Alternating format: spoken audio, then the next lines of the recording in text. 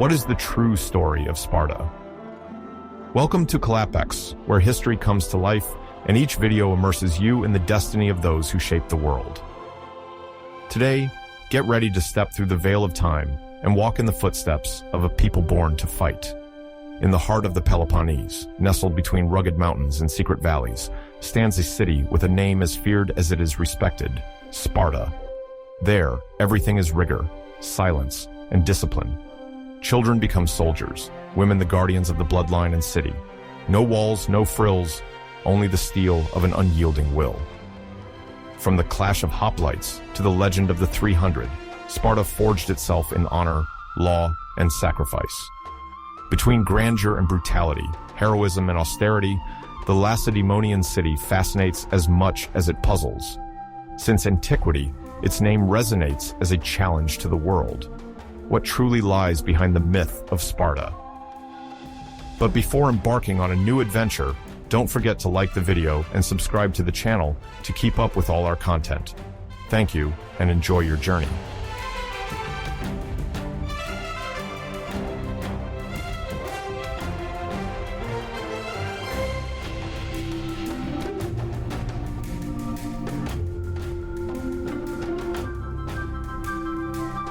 At the turn of the second millennium before Christ, the Eastern Mediterranean and the Near East were already scenes of significant political and cultural dynamics.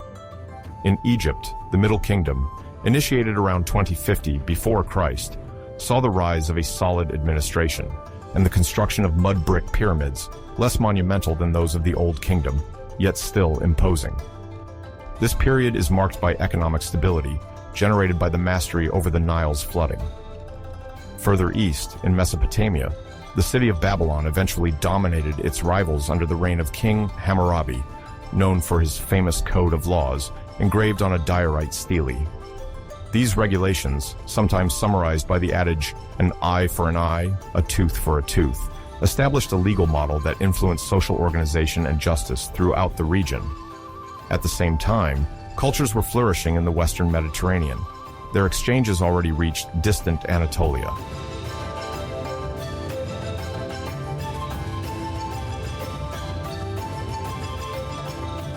On the island of Sardinia, the Nuragic civilization began erecting strange stone towers, called nuragies, which served both as fortifications and residences for local elites. More to the south, on the island of Crete, the Minoan civilization reached its peak in sumptuous palaces like Knossos, adorned with colorful frescoes and equipped with complex storage systems. The Minoans, skilled navigators, maintained intense maritime connections with the Syro-Palestinian coasts and Egypt, circulating oil, wine, and luxury items. Meanwhile, mainland Greece entered the Mycenaean sphere. Mycenae and Argolid raised thick walls known as Cyclopean, while other citadels developed, forming a network of fiercely independent kingdoms. It was in this context, around 2000 before Christ, that Mycenaean Laconia gradually took root. Its geographical position would soon favor essential exchanges for future history.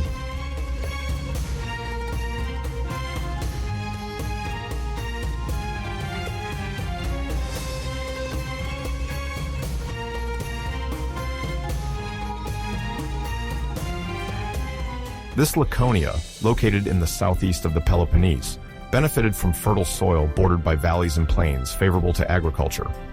The first Greek groups that settled there built fortified settlements, connected with the Mycenaean culture. Among these centers, Amyclae stood out, according to tradition, as the seat of Menelaus's palace, husband of Helen, key figures in Greek mythology. Archaeological discoveries attest to the importance of long-distance trade, as amber from northern Europe and tin, a crucial resource for bronze making, probably transported from the Cassiterides Islands, possibly located at the edges of the Atlantic, were imported. The pottery found on site suggests that the region actively participated in the maritime exchanges linking the Aegean Sea to the Adriatic and further lands. This commercial dynamic reinforced the cohesion of an emerging society that would soon forge a unique collective imagination.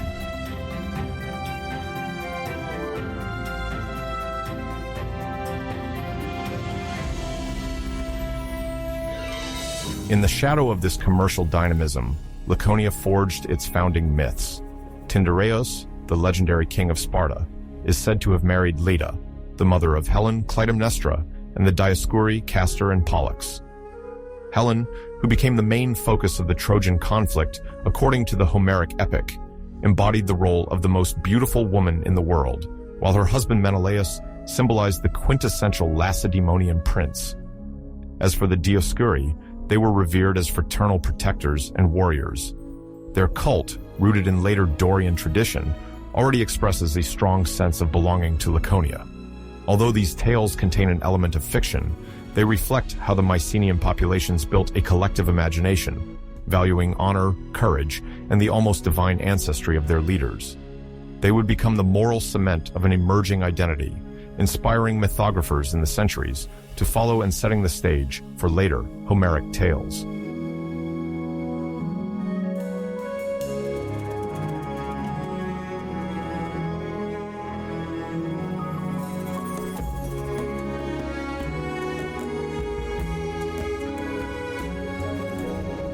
Towards the end of the 18th century before Christ, Mycenaean kingdoms consolidated into true palatial powers, focused on the production of bronze, oil, and wine, and on controlling vital trade routes. The tablets in Linear B script, found in several palaces, reveal a centralized bureaucracy with scribes, inventories of goods, and workforce censuses. At this stage, Laconia and Argolis seem to share defensive architecture techniques, with cyclopean walls protecting stores of oil, cereals, and precious metals. The Lacedaemonian elites, heirs to legendary heroes, sought more than ever to assert their rank, multiplying votive offerings and public rituals. During this era of opulence, myths crystallized around the great lineages, already nourishing collective memory in epic chants transmitted primarily orally. This prosperous age still bore the promise of lasting stability, but the balance remained fragile.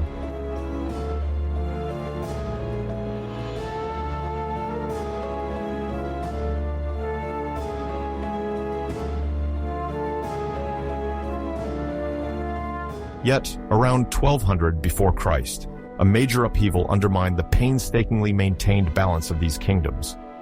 The phenomenon known as the Bronze Age collapse affected Greece, Anatolia, and the entire eastern Mediterranean basin. Waves of migrations, often linked to the mysterious Sea Peoples, resulted in the abrupt downfall of once prosperous civilizations, like that of the Hittites. In Egypt, the last great pharaohs of the New Kingdom had to fight to repel these motley invaders. In the Mycenaean zone, palaces were burned or abandoned, artisanal production plummeted, and the circulation of prestige goods almost entirely ceased. In this hostile climate, Laconia lost a significant portion of its population, people fled the plains, and maritime trade dwindled. This rupture left a lasting mark on history, precipitating many territories into an uncertain era.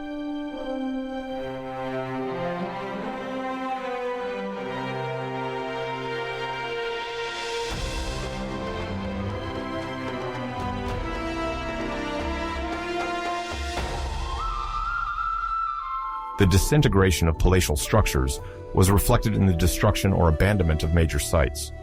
The Linear B script, once used to manage stocks and register artisans, disappeared for lack of scribes able to maintain it. In Laconia, the elites once supported by palace circles had to settle for life as petty local lords. Pottery was decorated with simpler motifs, indicating a significant decline in complex craftsmanship. Politically, a vacuum was observed, and no entity seemed capable of restoring the level of organization from before the crisis. Orality then took over to perpetuate laws and rights, while the remaining population retreated to safer sites, often perched on heights, fueling the myth of a dark age setting in. The remnants of Amyclae did not escape this cultural standardization, marking a clear break with the flamboyant era of heroic kings.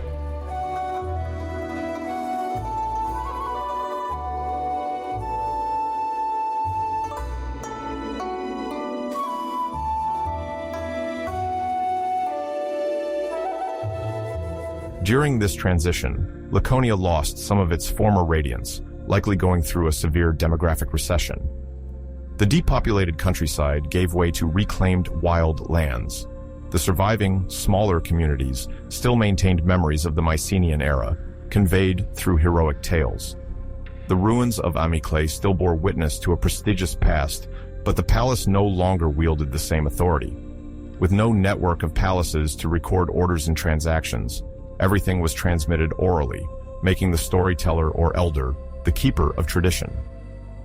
Myths of Tyndareus, Helen, or the Dioscuri continued to fuel the collective imagination, recalling the days when Laconia was among the influential centers of Mycenaean Greece.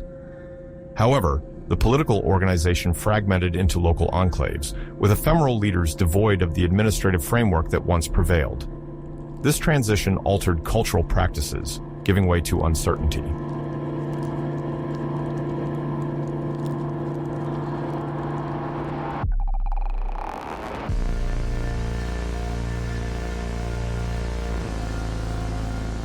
Beyond Laconia, the entire Aegean world experienced a comparable shock. The great Hittite kingdoms vanished, giving way to political fragmentation. The Assyrians, to the east, began their westward expansion, taking advantage of the void left by the fall of their traditional rivals. In Egypt, the accounts of Ramses III describe naval attacks by foreign peoples, possibly from the Aegean Sea or farther, forcing the country to fight to protect its borders. Vital trade routes became dangerous and uncertain. The direct consequence was a dramatic reduction in the circulation of tin, essential for bronze production, accelerating the gradual abandonment of bronze metallurgy in favor of simpler alloys. Amidst this upheaval, Laconia was just a link in a vast crisis, enduring the widespread shockwave. The remnants left by the Mycenaeans could not prevent this geopolitical breakdown, marked by a dark renewal.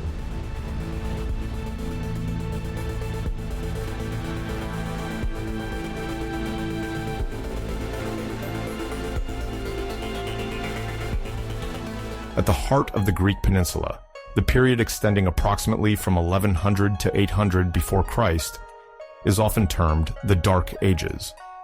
This designation, derived from modern studies, highlights the abrupt rupture that occurred after the collapse of the Mycenaean world. The monumental palaces that once managed trade and political power disappeared, depriving the region of its main administrative centers.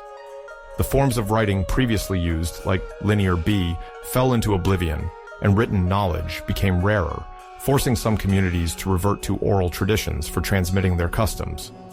In this climate of uncertainty, the socio-political organization of many territories was upended, creating a vacuum partially filled by new waves of settlers. It is precisely within this context that the Dorian migration fits, which will play a decisive role in the future rise of the city of Sparta.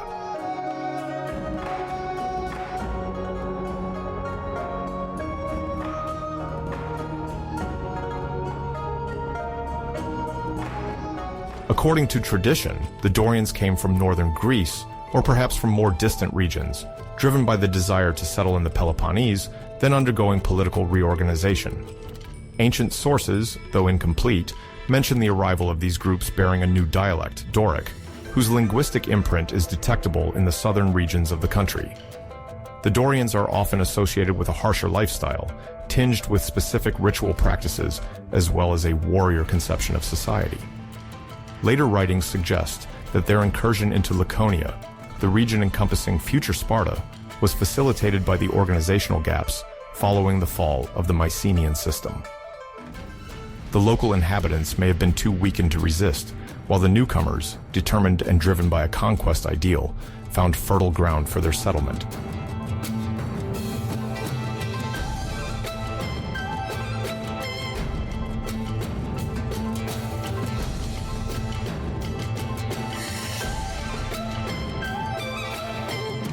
Among the novelties accompanying Dorian presence, one notices the introduction of new cults, or the promotion of pre-existing deities, likely transformed by the fervor of these migrants. One of the major figures of this new pantheon remains Apollo Amyclaeus, celebrated in the sanctuary of Amyclae, not far from the city that would become Sparta. This cult is rooted in an ancient veneration of various local powers, but the Dorians would make it the emblem of a religious revival. Apollo, the god of music, prophecy, and healing, would thus gain increasing importance in Dorian religious identity. Through this cult, the uniqueness of future Sparta is already outlined, where religion and civic life are intimately linked.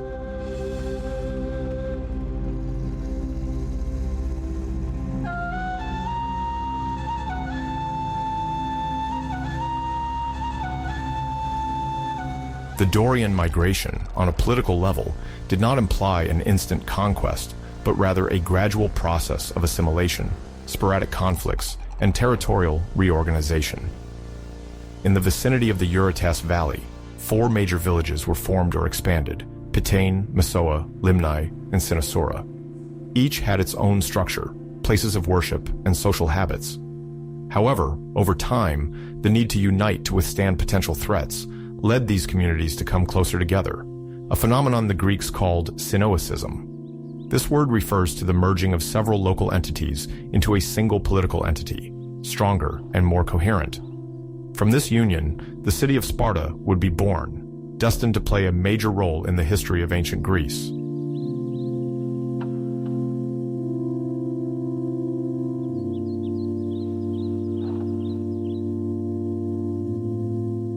This unification movement is explained by a conjunction of factors.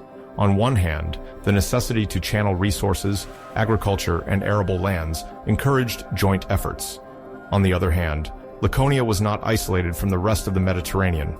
Maritime exchanges slowly resumed as trade routes reorganized, and it is known that the Phoenicians, great navigators originating from the Levant, began to travel various parts of the Mediterranean basin. In this context, it became crucial for Pitane, Messoa, Limnae, and Cynosura to collaborate more closely, at the risk of remaining vulnerable to maritime raids or the demands of foreign powers.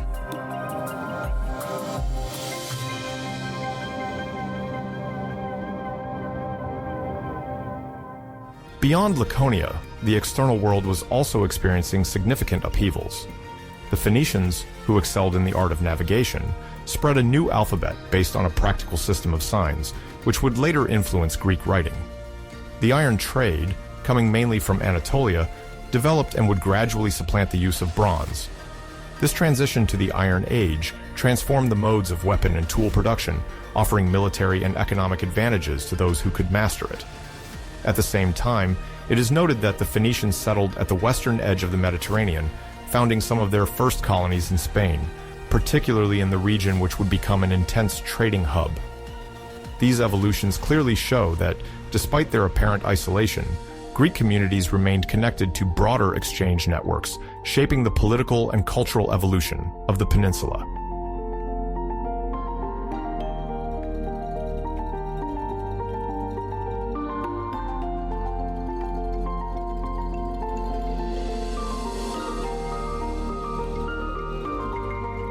Within this dynamic, the region of Laconia proved capable of taking advantage of these contacts to strengthen itself.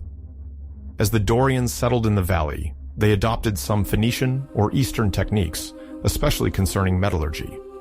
The introduction of iron gradually allowed local warriors to equip themselves with more robust and lethal weapons, which consolidated the nascent military power of this territory. Simultaneously, the diffusion of the Phoenician alphabet prepared the ground for the future adoption of a Greek alphabet. Even if writing would take several more decades to become widespread, the beginnings of this turning point were situated in these intercultural exchanges that marked the Mediterranean throughout this period.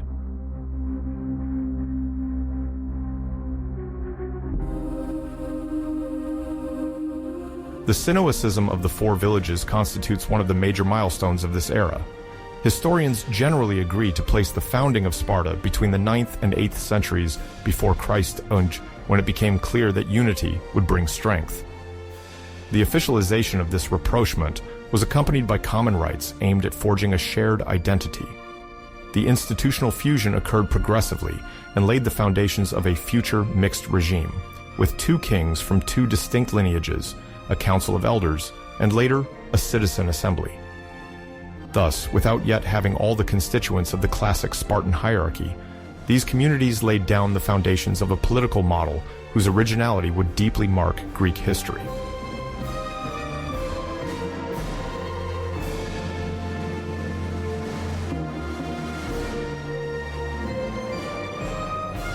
Among the main leaders of this new entity, 2 figures often cited as the first Lacedaemonian kings are mentioned, Archelaus and Charillus. These sovereigns inaugurated the tradition of dual kingship, an atypical institution in the Greek world. From their reigns, authority was divided between 2 great families, destined to occupy the throne hereditarily, the agoges and the Eurypontids. This dual system aimed to limit the concentration of power in the hands of a single individual and thus prevent the risks of tyranny. It is said that these two houses found a balance, admittedly precarious, but stable enough to give the nascent city dynastic continuity. Even though the exact details escape history, the transmission of this dual kingship became a distinctive feature of Sparta for many centuries.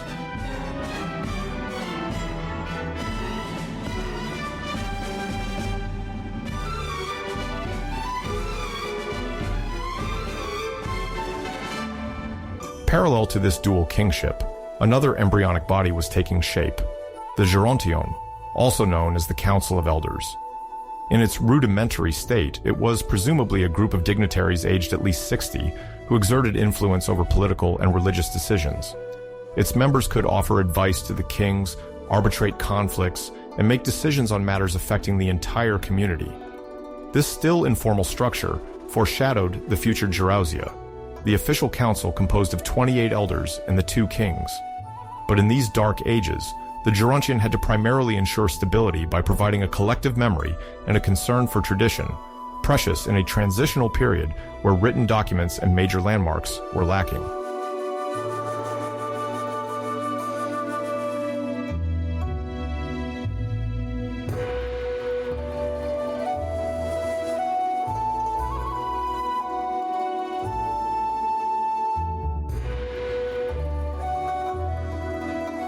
Between 800 and 650 before Christ, Sparta began a profound transformation that tradition attributes to Lycurgus, a semi-legendary figure whose exact role remains uncertain.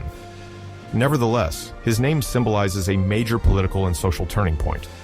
In a Greece still marked by the legacy of the late Bronze Age, the Lacedaemonian city equipped itself with an original institutional system called the Great Retra. Rather than a written law, this set of oral prescriptions established the framework of power and defined the obligations of each citizen.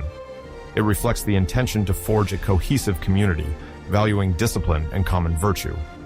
The Spartans, distant from the grandeur of other regions, found here a foundation that would guide their entire functioning, notably the search for political balance, the distribution of responsibilities, and the development of a collective ideal that takes precedence over the individual.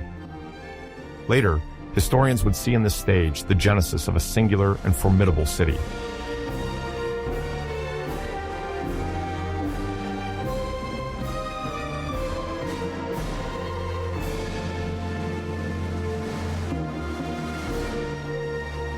The Great Retra established the Gerousia as a key organ of Spartan power. Composed of 28 elders, citizens aged at least 60, and the 2 kings, it drafted laws and controlled foreign policy. The kings belonged to the 2 great dynasties of Sparta, the Agiads and the Eurypontids, reputed to descend from Heracles. This dual kingship embodied both military authority and the sacred dimension of power, as each sovereign officiated as a supreme priest in various rituals. To avoid arbitrariness, Sparta instituted 5 ephors, elected annually and tasked with overseeing the actions of the kings. Thus, no one could concentrate all the levers of the city. The Apella, the assembly of citizens, met periodically to approve or reject the Gerousia's proposals without a real public discussion. This mode of governance demonstrates a desire to curb personal ambitions while ensuring lasting stability for the community.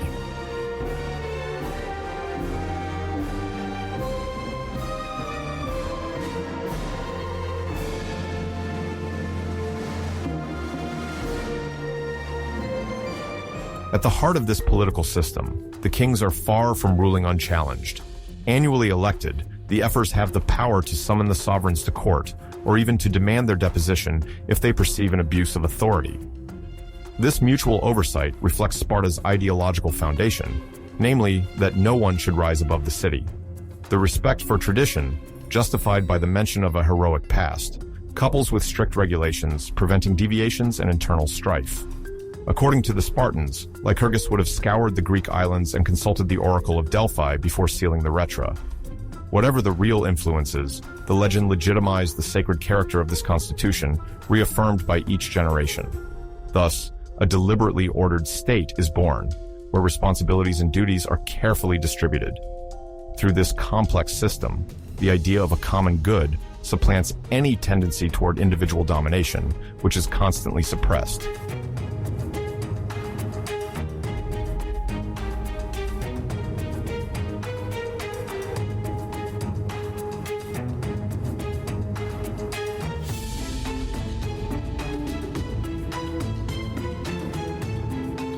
One of the most notable reforms concerns the education of boys, the agoge, beginning at age 7. Taken from their families, these future citizens are grouped into cohorts where discipline and competition reign. Physical tests, walking barefoot, frugal meals, and the habit of stealing to survive develop resourcefulness and endurance. They are also taught singing, dancing, and poetry recitation, as harmony of body and mind remains an ideal. Around adolescence, the formidable Cryptia awaits an elite of young men destined to undertake secret missions and reinforce control over the helots, these populations reduced to serf status. This rite of passage, coupled with strict obedience, bonds the community and instills a climate of fearful respect among the dominated classes. Through this training, Sparta creates cohesion through common effort and a spirit of sacrifice.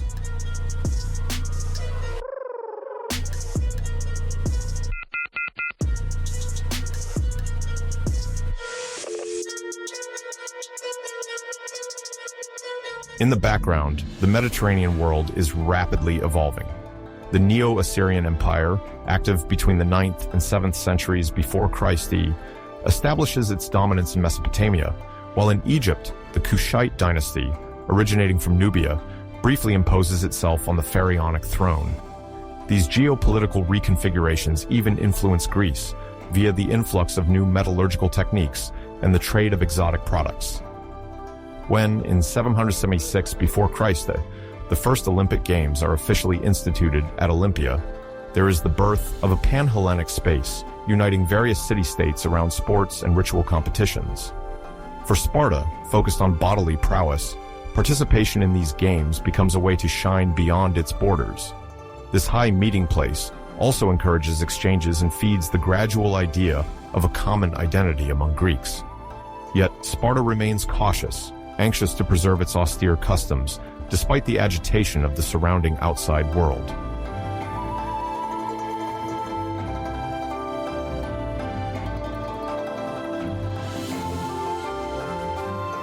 On the military front, a decisive change occurs with the gradual transition from bronze to iron for spear tips and swords. This technical evolution enhances the lethality of hoplites, these heavily armed infantrymen with a predominant role in Greek battles. The standard equipment now includes a round wooden shield covered with bronze called an aspis and a breastplate protecting the torso. The organization in phalanx, where each soldier supports his neighbor, requires flawless movement precision. The agoge, with its emphasis on cohesion and obedience, provides Spartans with a crucial advantage. While other cities slowly adopt this system, Sparta makes it the pivot of its strategy. Thus arises the reputation of a formidable infantry, whose strength lies as much in collective discipline as in the quality of the armament.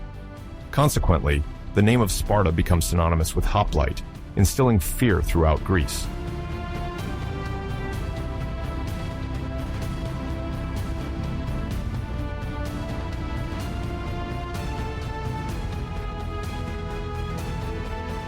The role of the breastplate also evolves. Once massive and forged in bronze, it gradually gives way to more flexible models, combining metal and leather. Other elements like greaves, that is, shin guards, complete the armor. This simplification allows soldiers to move with more ease without sacrificing protection. The Spartans show ingenuity, refusing any unnecessary load. The image of an austere city forms, and anything that does not enhance martial effectiveness is deemed superfluous. At the same time, the discipline instilled from childhood urges hoplites to carefully respect their position in the battle line. A gap, or a break, exposes the entire phalanx. Thus, collective pressure and individual honor converge to forge the apparent invincibility of the Spartan army. This perfection renders Sparta in the eyes of other Greek city-states, which seek to imitate this model, yet the Spartan culture retains its uniqueness.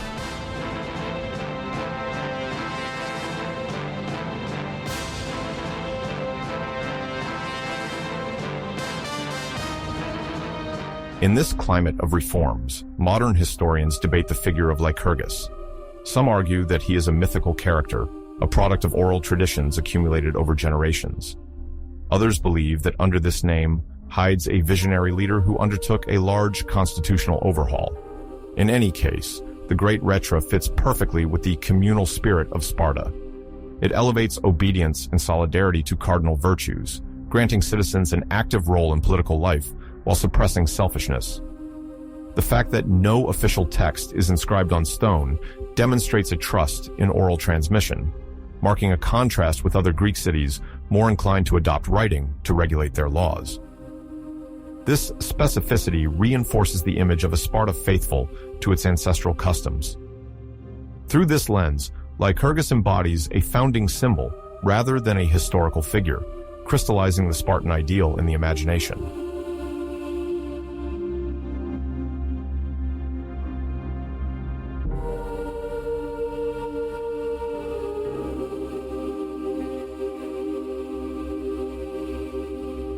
If the previous period, marked by Mycenaean heritage, had already set certain foundations, it is truly the Lycurgian phase that gives Sparta its definitive face.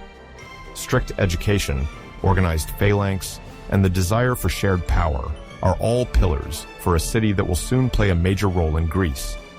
While other cities tear themselves apart due to tyrannies or growing inequalities, Sparta seems to display an astonishing internal cohesion. This stability does not mean the absence of social tensions, but the political system in place channels most conflicts. With each generation, the Great Retra is implicitly renewed, ensuring the longevity of the order. Thus, Sparta will be able to concentrate over the decades on perfecting its army and asserting its regional influence. Far from controversies, the city applies itself to maintaining its rigor, with the political balance forming its guarantees of undeniable future prosperity.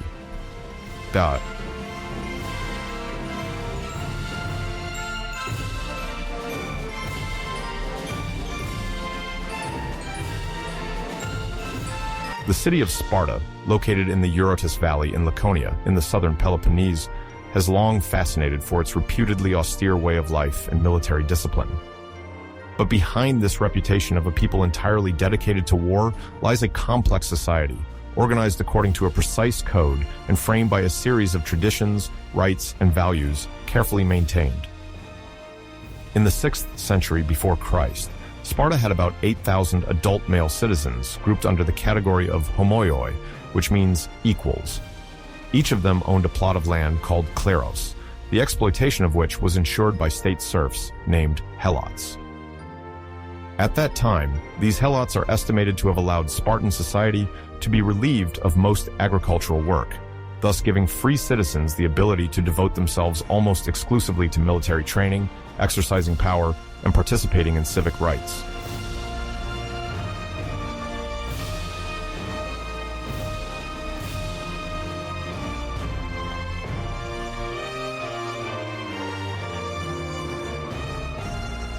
However, Spartan mentality is not limited to a blind love of war.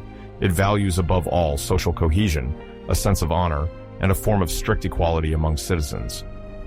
For an international audience, it may be surprising to discover that the Spartans had erected moderation, loyalty to the community, and simplicity in manners into principles. This sobriety of life is found both in architecture, limiting ostentatious buildings, and in everyday objects, which are connoted with rigor. The stated goal of this system was to preserve internal stability while ensuring the city's security against external threats. The social organization then essentially relied on the distinction between homoioi, perioeci, and helots, while Spartan women enjoyed significant autonomy for the time, which did not fail to astonish other Greeks.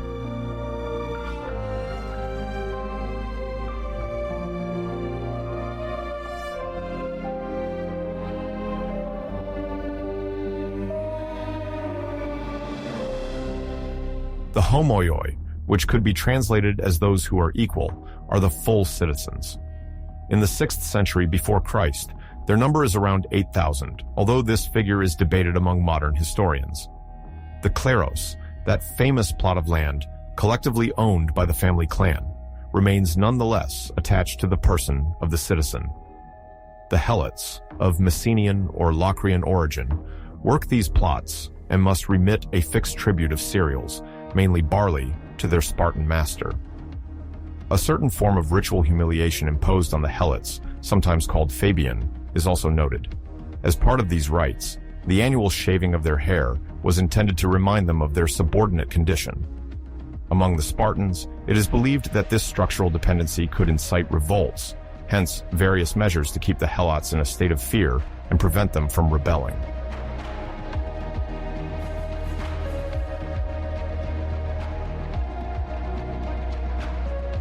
Alongside the homoioi, another group stood out, the perioeci.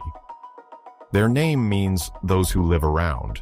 These are free men and women settled in peripheral localities, but who do not possess the political rights reserved for the pure Spartans.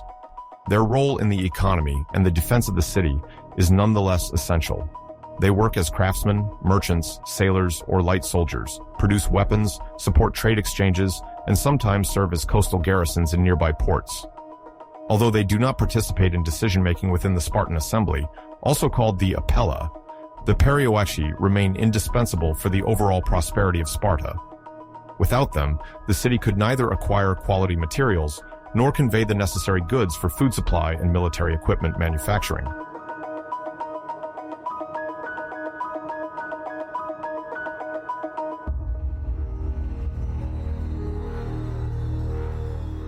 The situation of Spartan women, by comparison to other Greek city-states, appears surprising in many respects.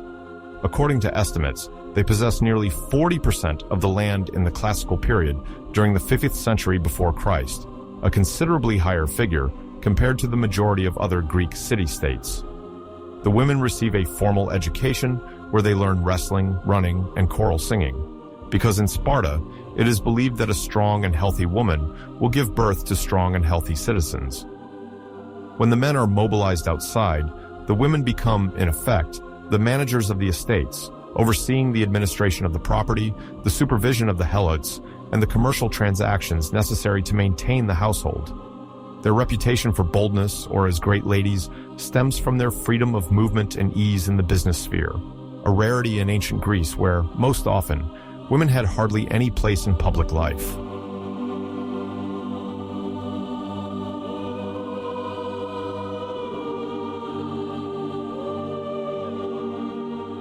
Spartan daily life was also shaped from birth by practices aimed at reinforcing the solidity of the future community of warriors. At the moment of a child's birth, elders of the phratry, a familial and religious grouping, would examine the newborn. If the child was deemed too weak, tradition, at least in legend, dictated that it be abandoned on Mount Taygetus, a mountain range that dominates the valley. Historians, however, debate the reality of this exposure rite and agree in highlighting it is partly symbolic, intended to show the rigor of the Spartan system. From a very early age, physical and mental robustness is to be instilled.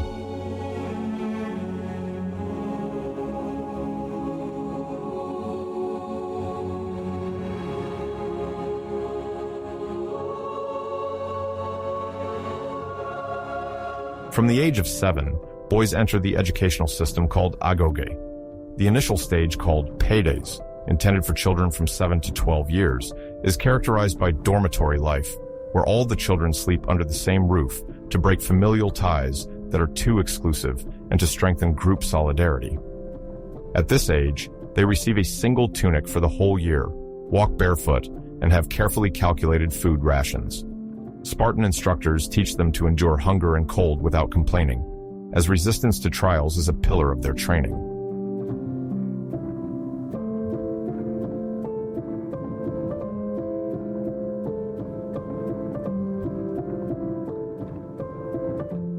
After 12 years, they become paidiskoi until they turn 18, a period even more demanding. Future citizens are encouraged to steal their food to complement their meager meals. It is not about promoting theft for its own sake, but rewarding cleverness and discretion. If they get caught, the punishment is not related to having stolen food, but rather to the failure of having been discovered. During this phase, one of the most well-known physical trials remains the ceremony of the temple of Artemis Orthia. The young individuals must take cheeses placed on the altar, while seniors positioned around whip them energetically. Beyond the test of courage, this exercise perpetuates the worship of Artemis Orthia, a deity protective of youth and associated with birth.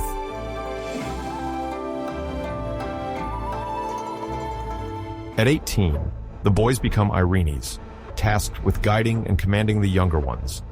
Some join the Crypteia for a year, a sort of secret mission during which these elite adolescents scatter across the Laconian countryside to monitor the helots and instill terror to prevent uprisings. Upon reaching the age of 20, a Spartan finally accesses the syssitia, that is to say, the mandatory communal meals. He must imperatively join a group, usually of about 15 men, and contribute monthly to the provision of flour, wine, and figs. One of the flagship dishes served at these meals is the melasomos, a black broth made from pork meat, salt, vinegar, and blood, intended to fortify the body and illustrate the Spartans' austere tastes.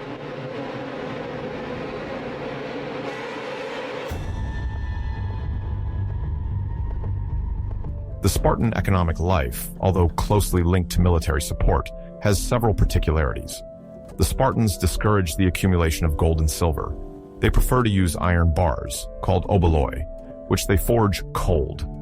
This form of heavy and impractical currency reduces the lure of individual gain and limits exchanges with the outside, further reinforcing the territory's self-sufficiency. Agriculture, ensured by the helots, focuses on the cultivation of cereals, such as barley and wheat, olive trees, and vines planted on the sunny slopes of Mount Tagetus. The Perioeci, meanwhile, contribute to artisan activity. They forge bronze or iron weapons for the Spartan army, produce a purple-red dye from shellfish particularly appreciated for dyeing military tunics, and assemble shields made from cypress wood, known for its robustness.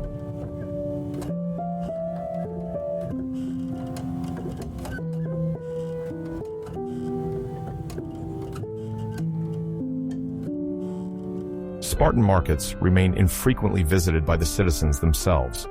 There is a weekly fair in Amyclae, a neighboring village, serving as a meeting point between the Perioeci sellers and potential buyers.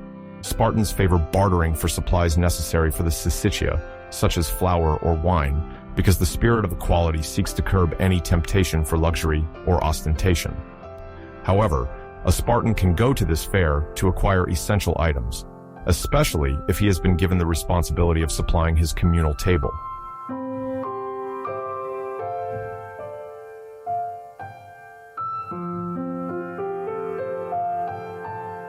An adult man's daily life in Sparta is characterized by continuous martial training, which occupies a large part of his time.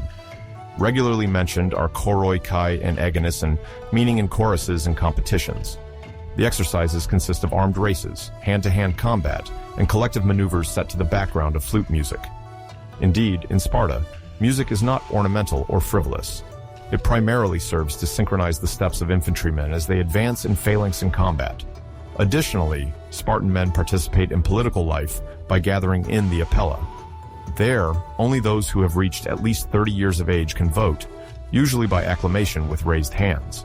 They discuss major decisions in the presence of the kings and members of the Council of Elders, also called the Gerousia, illustrating a form of power sharing despite the strong hierarchy.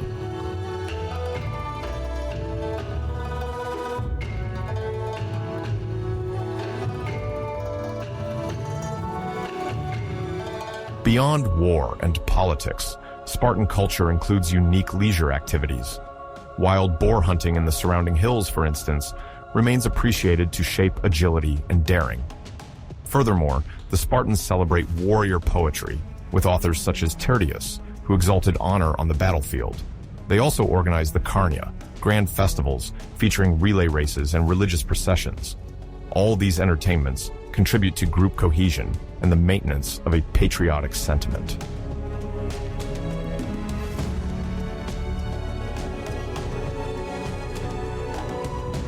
The role of Spartan women is a notable aspect of the local culture. Their athletic training was not solely aimed at their well-being or personal pleasure. It is believed that by training them in running, javelin throwing, or a form of light wrestling, They developed adequate musculature to give birth to future robust warriors. Competitions in women's running, particularly associated with the Heraia, festivals in honor of the goddess Hera, featured events where young girls wore short tunics, allowing them greater freedom of movement. In the context of marriage, the tradition was that men married around 30 years old, while women were a bit younger, around 18. However, the ceremony was nothing like the traditional union we imagine today. The man sometimes had to symbolically capture his future wife during a nighttime enactment, and he did not live under the same roof with her as long as he had not accomplished certain military duties. Visits were often clandestine, and the young couple could only settle together after the birth of their first child.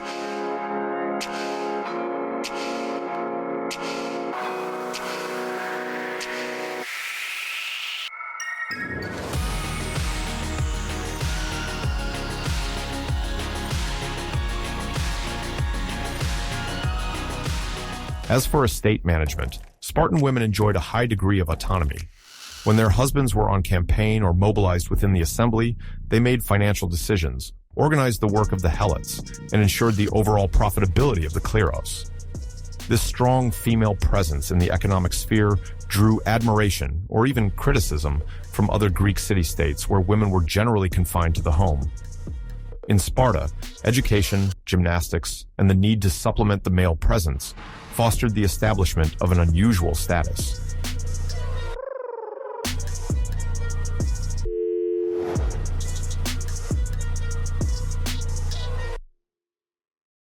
On the religious front, Sparta venerates several deities, including Artemis Orthia. The rites dedicated to her involve a flagellation ritual practiced at the sanctuary located on the banks of the Eurotas. Adolescents undergo these whippings in public, aimed at proving their endurance against pain. This ceremony already attracted, at the time, many outside spectators, curious to discover what they considered an extreme spectacle. Another significant cult concerns Apollo Amyclaeus, whose monumental statue in Amyclae was accompanied by a colossal seat named a throne. Each year, during the Hyacinthia, a procession paid homage to the hero Hyacinth and the god Apollo, combining songs, offerings, and communal meals. The kings of Sparta, guardians of the city's good fortune, offered sacrifices before any military expedition, either in Pan-Hellenic sanctuaries like Delphi or at the sanctuary of Pasiphae in Thalami, a domestic oracle renowned for its precision. In Spartan thought, the will of the gods was always to be respected, and it was not uncommon for an army to delay its departure in the name of an ominous omen or an ongoing celebration.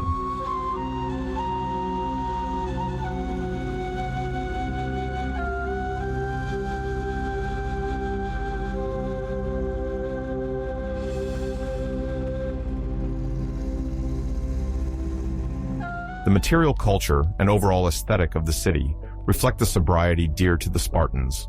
Their clothing offers a clear example. In war, they wear a red tunic and a short chiton to mask any bleeding wounds, avoiding that the sight of blood intimidate their comrades or themselves. On the streets of Sparta, one can see them wearing a dark cloak called himation, which they put on especially in winter. Moreover, the urban architecture illustrates the importance of the collective over the individual. The houses, generally built of mud brick or rammed earth, do not seek to impress visitors with their size or splendor. Unlike other cities like Athens, where massive walls were erected, Sparta long did without imposing ramparts, relying on the valor of its hoplites to ensure its protection. This Lycurgian pride, attributed by tradition to the legislator Lycurgus, symbolizes the confidence in the moral and military superiority of Sparta.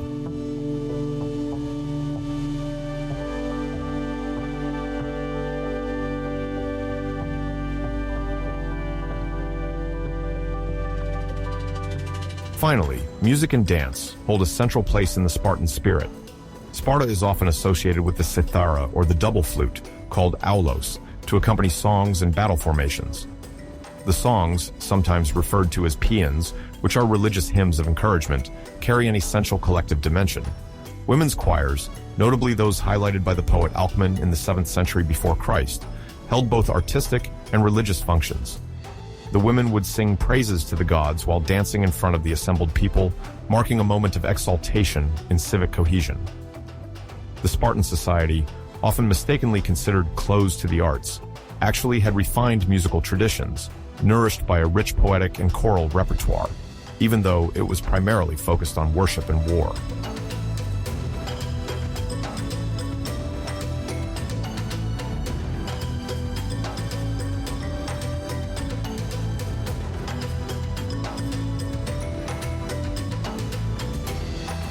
Around the middle of the 8th century before Christ, Sparta emerged as a budding military power, unmistakably turned towards conquest and the enslavement of neighboring lands. In the southern Greek peninsula, the rich plain of Messenia became the main target of this ambition. Surrounded by mountains and protected by natural fortresses, this region aroused both envy and covetousness. The abundant agricultural resources and strategic geographic position of Messenia promised Sparta broadened access to wealth and control of fertile lands, essential for a more arid, Laconic territory.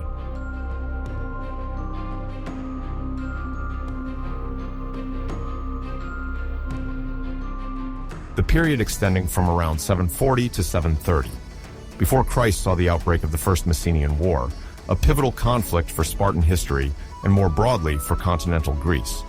Although precise sources sometimes lack, tradition reports that this war began when the Spartans, under the leadership of their kings, launched military expeditions aimed at seizing the rich Messenian plains. Ancient accounts highlight the strategic importance of each hill and river, detailing successive and fierce confrontations between the two camps.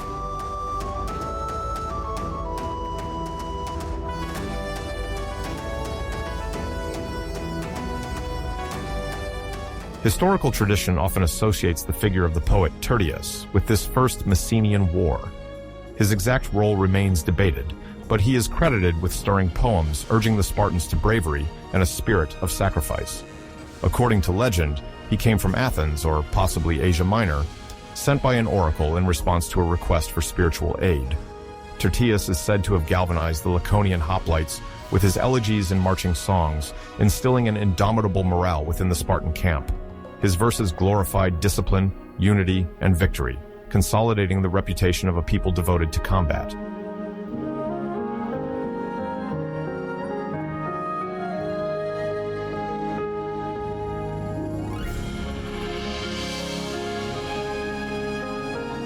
After several years of struggles, Sparta manages to subjugate a large part of Messenia.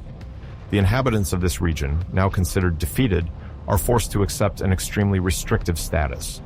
They become helots, that is, serfs, dependent on the Spartan state. According to ancient texts, this first war laid the foundations for a unique socio-economic system, where the Messenians, deprived of their autonomy, had to cultivate their own lands now confiscated while paying a heavy tribute of agricultural products to their new Laconian masters.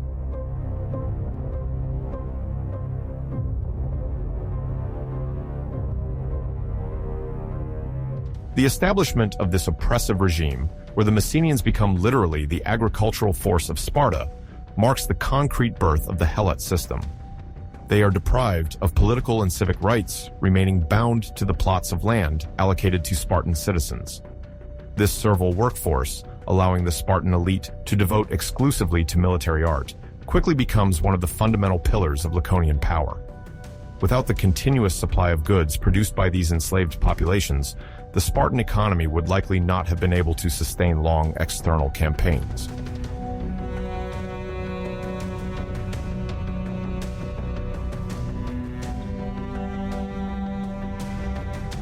After a period of relative calm, the situation in Sparta and Messenia reignites in the form of new conflagration at the beginning of the 7th century before Christ. The Second Messenian War, which historians place around 685 before Christ, breaks the fragile peace resulting from the first conflict. The Messenians, even more afflicted by the Helotic regime, attempt to break the Spartan yoke and regain their independence.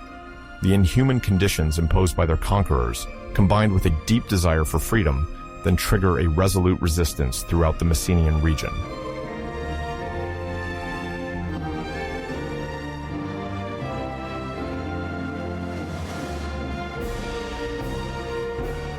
At the heart of this insurrection stands the charismatic figure of Aristomenes, leader of the Messenian rebellion. Ancient accounts describe him as a skilled strategist and daring fighter, determined to restore his people's lost sovereignty.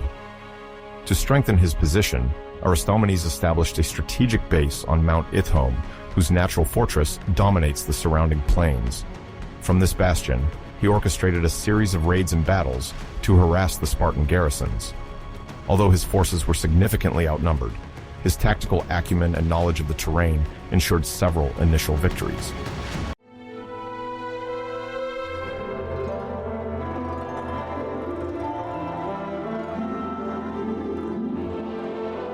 However, despite the heroism of Aristomenes and the determination of his supporters, Sparta's numerical and logistical superiority proved decisive. The Spartans, supported by their allies from the Peloponnese, gradually pushed the Messenians back towards Ithome. After prolonged skirmishes and grueling sieges, the fortress fell under Spartan control. The revolt, crushed in blood, led to an inexorable return of the former domination. The surviving Messenians were destined to become helots once more, marking the end of a rebellion that, for a time, had shaken Spartan power in southern Greece.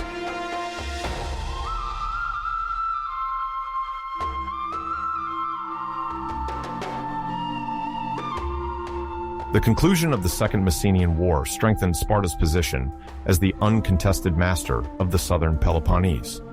From then on, the Spartan state could focus its efforts on other fronts and forge decisive alliances.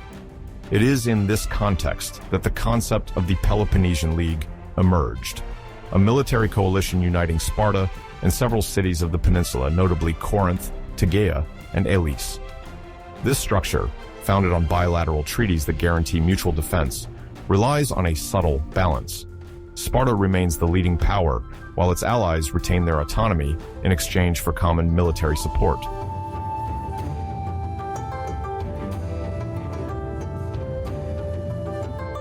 At the core of this Semachic hegemony system, Sparta dictates the direction of global military operations, orchestrating defense and expansion policies. In return, the allied cities benefit from Spartan protection and a sense of belonging to a larger entity. Thanks to the Peloponnesian League, Sparta built a network of loyal allies, unifying much of the peninsula against potential external threats, such as invasions from the north or rivalries with other Greek powers. This alliance would become a cornerstone of Spartan dominance in the centuries to come.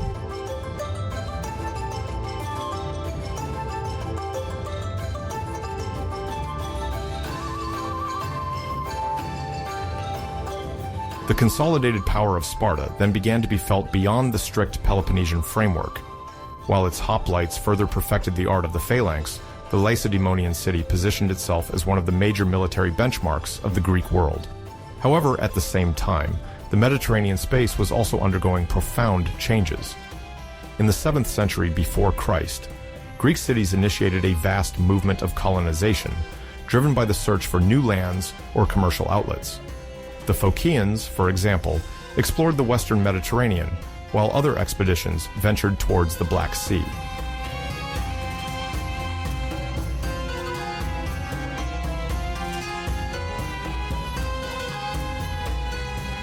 In this context of Hellenic diaspora, the founding of Cyrene, around 631 before Christi, aptly illustrates this thirst for colonial expansion.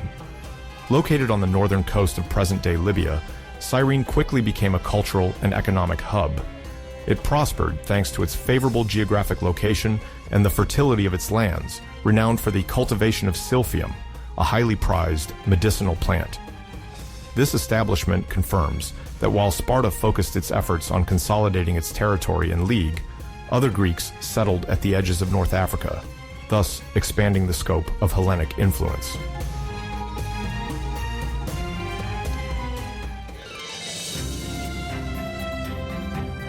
Simultaneously, in North Africa, the city of Carthage developed, traditionally founded by the Phoenicians, towards the end of the 9th century before Christi, but which gained significant prominence in the 7th century. Led by a merchant aristocracy, Carthage thrived on Mediterranean trade, controlling vital maritime routes between the east and the west. The Carthaginians, descendants of the Phoenicians from Tyre, built a formidable fleet and gradually extended their influence over the coasts of Africa, Sicily, and other important islands. This Carthaginian expansion created an unprecedented balance of power, in which Sparta did not directly intervene, but of which it undoubtedly perceived the implications.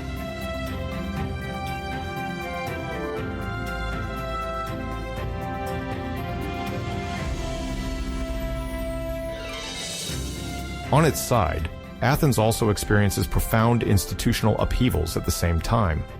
The Attic city, torn by internal conflicts, sees legislators emerging who are eager to resolve major injustices. Around 621 before Christ, the reformer Draco undertakes to codify Athenian laws in writing, which until then had been transmitted orally and were considered too arbitrary. One of his major contributions lies in the establishment of very severe penalties for various crimes, hence the adjective draconian to describe measures considered excessively rigorous. Although some reforms prove unpopular, they constitute a first step towards legal stabilization and the development of more robust institutions.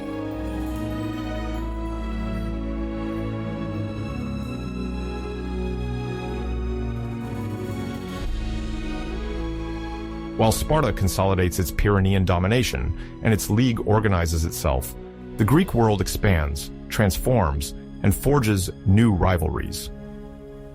The end of the 7th century, before Christ, thus sees a complex balance appear, in which each city, whether warlike or commercial, seeks to assert its rank.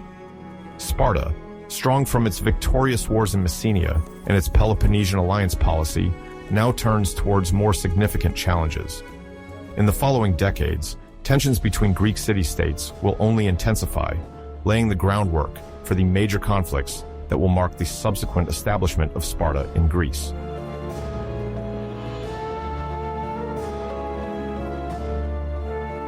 At this stage, Messenia remains subdued, the Peloponnesian League consolidates, and the Mediterranean world is gearing up for future decisive confrontations between emerging powers.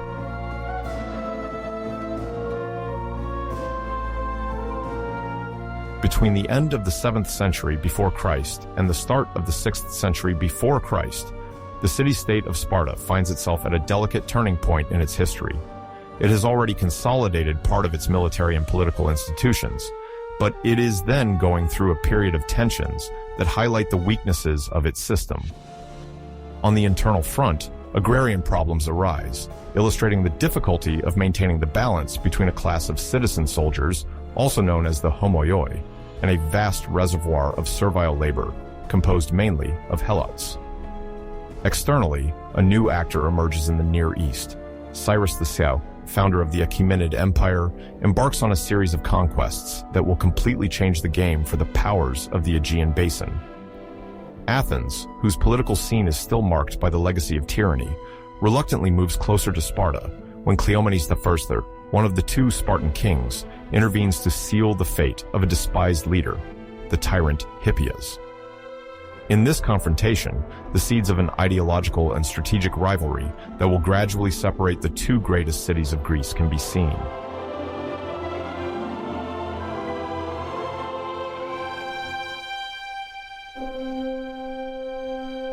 The first significant element of this period is the agrarian crisis affecting Sparta around 600 before Christ.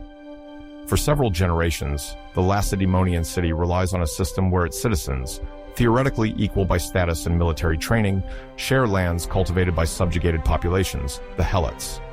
These helots, originating mainly from Messenia or deep Laconia, work fields whose harvests largely go to the Spartan state, and by extension, to the citizen soldiers.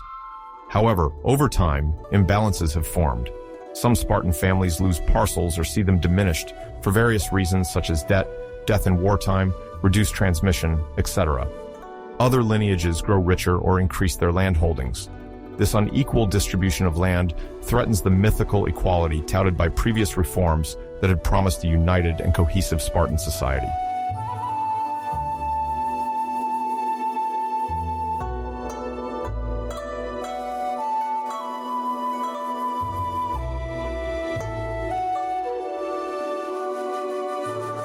Faced with this difficult reality, the figure of the ephor Chilon stands as a symbol of the Spartan will to reform its own institutions.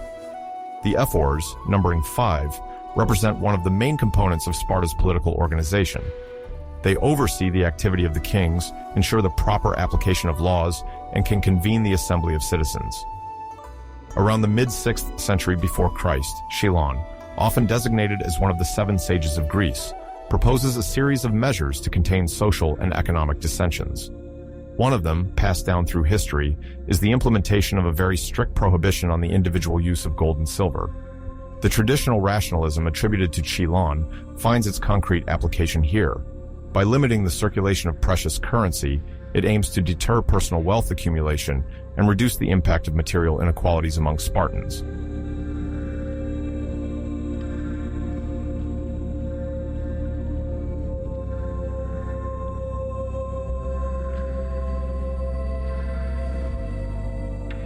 On the ground, this gold prohibition translates into a symbolic strengthening of the use of iron bars as a quasi-currency, a system already encouraged by the tradition attributed to the legendary lawgiver Lycurgus.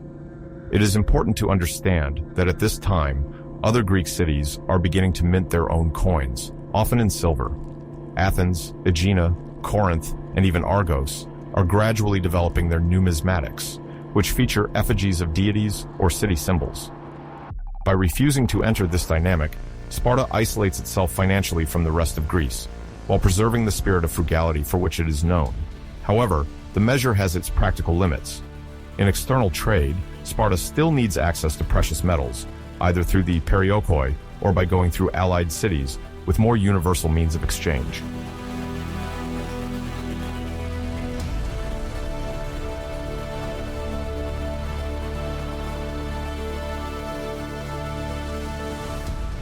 The internal political climate, meanwhile, is undergoing turmoil.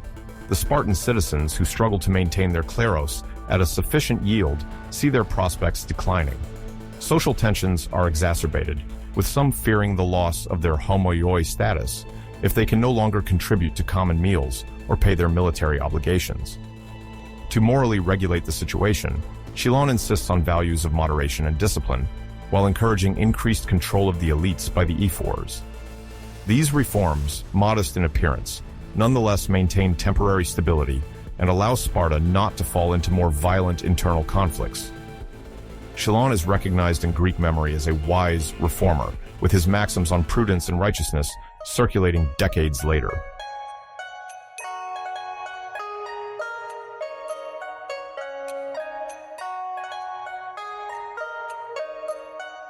While the Spartans are busy settling their internal affairs, the political horizon of the Near East is radically transforming.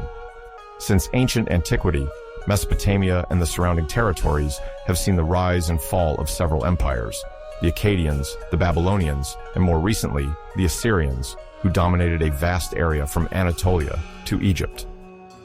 At the beginning of the 6th century before Christ, the sovereigns of Media rule over a significant part of present-day Iran and threaten to further extend their influence. But it is a young Persian ruler, Cyrus II, from the Achaemenid family, who is about to upset the regional balance.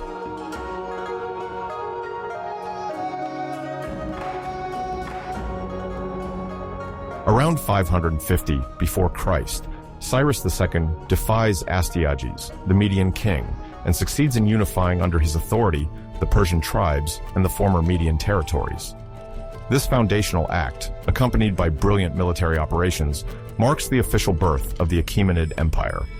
After securing his domination over Media, Cyrus turns to the kingdom of Lydia, whose capital, Sardis, is famous for its wealth and abundant gold deposits.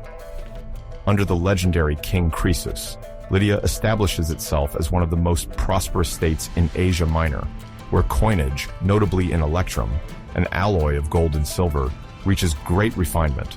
However, around 546 before Christ, Cyrus defeats Croesus, conquers Sardis, and thus incorporates the Lydian kingdom into his growing empire. This Persian triumph shifts the geopolitical balance along the Aegean coast, where many Ionian Greek cities are located.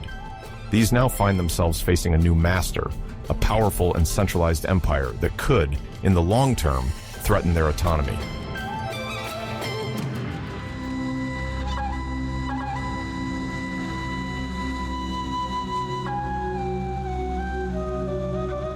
The fall of Babylon in 539. before Christ further consolidates Cyrus's reputation as an unparalleled conqueror and a skillful administrator. By capturing the most prestigious city of Mesopotamia, Cyrus does not just achieve a military victory. He presents himself as a liberator, respectful of local cults, notably allowing the return from exile of certain communities, such as the Jews formerly deported to Babylon. Stelae and cylinders with cuneiform inscriptions, including the famous Cyrus cylinder, testify to this policy of religious tolerance and enlightened governance. These initiatives, unusual in the ancient world, allow the Achaemenid Empire to establish a solid foundation. The local administration remains in place, the population enjoys relative freedom of worship, and the Persian sovereign appears as a benevolent king, supported by the gods of each region.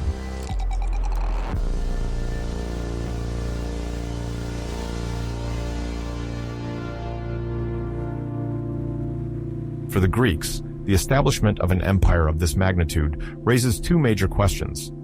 Firstly, should they seek to shield themselves from a possible Persian expansion westward? Secondly, what commercial or cultural opportunities might arise from exchanges with this new power? The Ionian cities, such as Miletus, Ephesus, and Phocaea, already have contact with Eastern courts. They export expertise, intellectual fabric, and luxury items while importing precious materials and rare products. But gradually, Persian control becomes heavier, particularly under the reign of Cyrus's successors, leading to criticisms and rebellions. From Sparta's perspective, which is not immediately threatened at the beginning of the 6th century before Christ, the essential matters still primarily occur in the Peloponnese, where internal stabilization is the priority.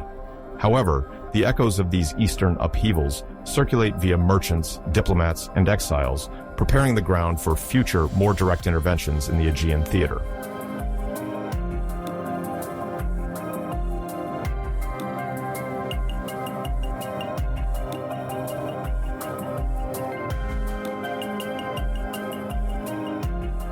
At the same time, on the Attic Peninsula, the city of Athens is undergoing a political transition. For several decades, power has been held by a dynasty of tyrants, a term then used to describe a man who seizes power outside of the traditional legal framework, but who is not necessarily cruel as the modern meaning implies.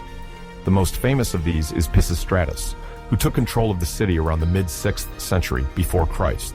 Although Pisistratus is recognized for his measures in favor of agriculture and the arts, his regime remains marked by a strong individual power. After Pisistratus' death, his sons Hippias and Hipparchus continue to exercise personal authority over Athens.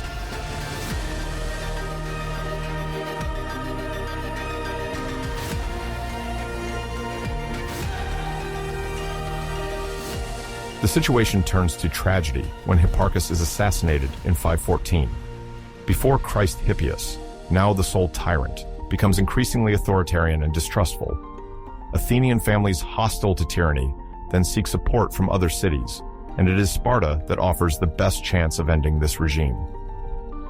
The Spartans, guided by their kings, indeed cultivate an instinctive mistrust of tyrants, deemed contrary to the traditional order and the notion of royal diarchy practiced in Laconia. In most Greek cities of the time, kings have long disappeared or exercise only ceremonial power, while in Sparta, the double royalty, notably with two distinct lines, remains firmly anchored.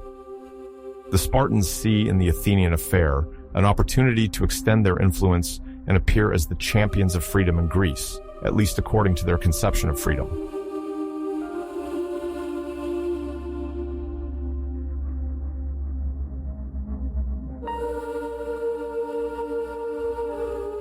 Cleomenes the Firm, one of the two Spartan kings, the other generally coming from the second royal line, the two great families being the Agiades and the Eurypontids, leads an expedition aiming to overthrow Hippias. This king is characterized by an energetic temperament and a certain political sense. Having come to power in 520 before Christ, he strives to strengthen Sparta's position on the Greek chessboard, notably by forging alliances in the Peloponnese and beyond.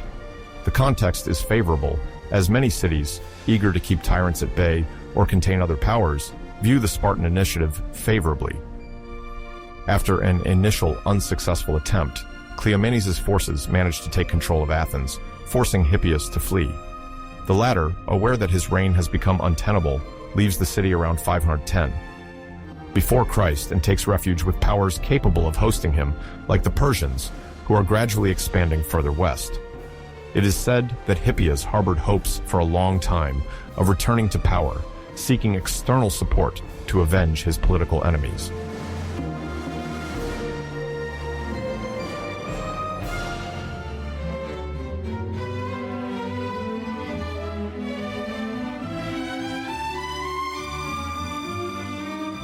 This overthrow of tyranny in Athens, thanks to the Spartan intervention, marks an important milestone in the development of relations between the two cities. In the eyes of the Athenians, Sparta's help initially ended a regime deemed oppressive, but at the same time, Spartan influence might appear burdensome. Indeed, many Athenians fear that Lacedaemonian interference might transform into overly direct control, replacing tyranny with a new form of subjection.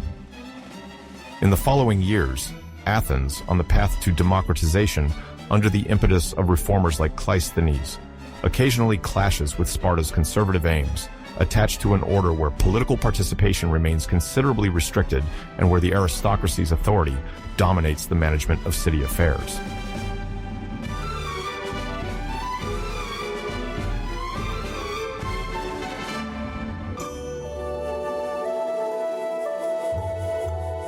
The beginning of an ideological rivalry between Athens and Sparta then takes shape, characterized by mutual suspicions, institutional differences, and divergences in the very definition of freedom. Athens embarks on an unprecedented political evolution, implementing mechanisms of random selection and voting that gradually widen the circle of decision-makers to a larger number of citizens. Sparta, strong with a more ancient and rigorous system, remains attached to a highly structured ruling elite, composed of homoioi subjected to strict military education, but unwilling to share power beyond the framework set by Lycurgus tradition and the vigilant actions of the ephors.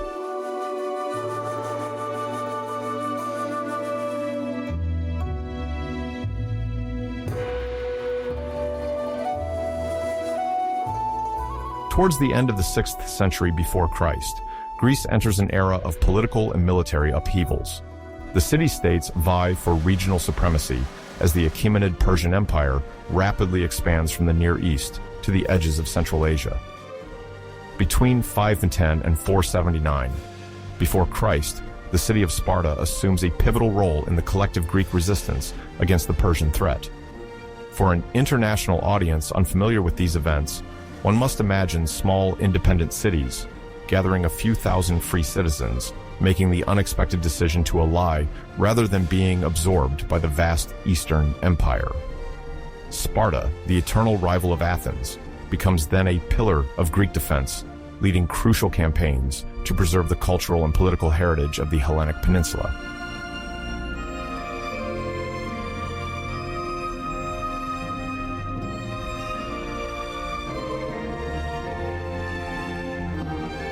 The Persian Wars originate from the revolt of the Ionian cities, located on the coasts of Asia Minor, present-day Turkey, around 499. Before Christ, these Greek-speaking communities living under Persian domination rise against their overlord, Darius III. The city of Athens, sensing the threat by ricochet, provides limited yet symbolic military support to the insurgents. In response, Darius contemplates the conquest of mainland Greece to punish these rebels and their allies.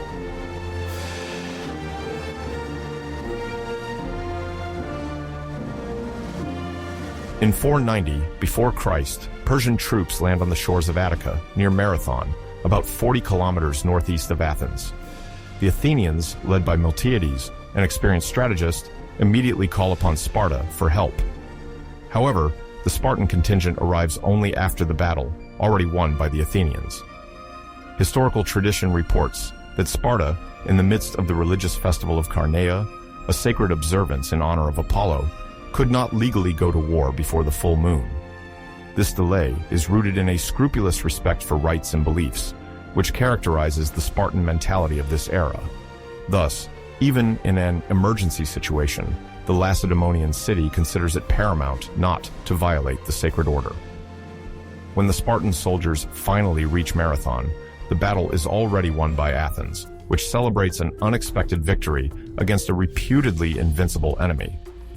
Nevertheless, the arrival of the Spartans illustrates their willingness to engage in a pan-Hellenic conflict, albeit late. This involvement would only grow in the following years.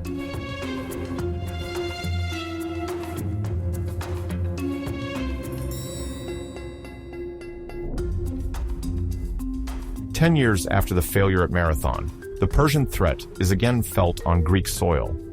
In 480 before Christ, Xerxes, son of Darius the Thirst, and now the great king of the Persians, launches a massive expedition to subdue the Greek cities. This time, Sparta and Athens manage with difficulty to muster a united front that includes several other city-states. The Greeks decide to stop the Persian advance at a narrow pass, Thermopylae, whose name literally means hot gates in Greek, in reference to its sulfurous springs.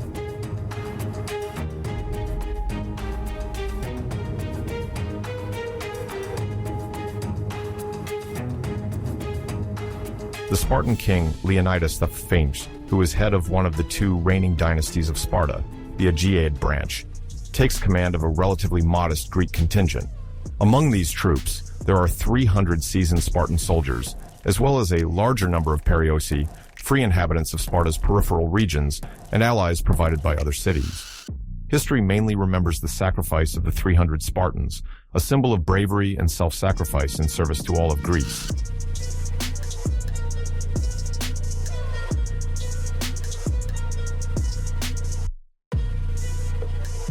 The Battle of Thermopylae takes place in August or September 480 before Christ. Facing a Persian army that is considerably larger, Leonidas organizes the resistance over several days. The Greeks, taking advantage of the narrow passage, hold their ground against repeated Persian assaults. According to legend, Xerxes proposed that the Spartans surrender their weapons. Leonidas reportedly responded with the now famous phrase, "Molon labe," which means, "come and take them." This terse challenge epitomizes the Spartan determination to choose death over surrender.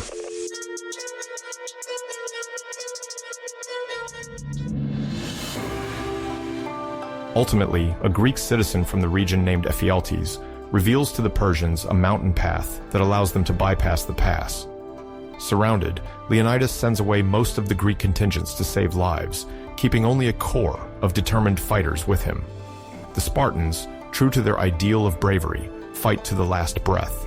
Leonidas and his men eventually fall under Persian arrows and spears, but their heroic resistance delays Xerxes' advance and galvanizes all the Greeks, who see in this sacrifice the ultimate example of unwavering determination.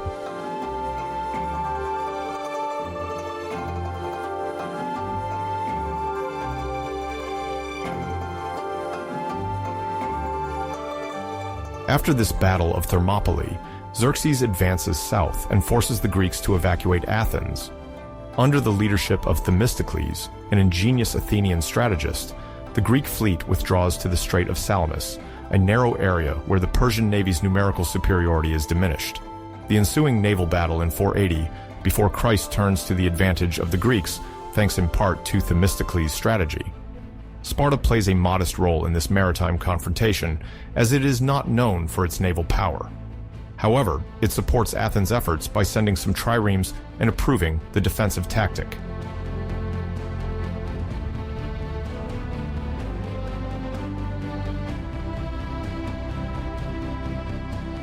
Defeated in the waters of Salamis, Xerxes retreats to Asia Minor, leaving behind a significant force under the command of his general Mardonius, tasked with completing the conquest of Greece.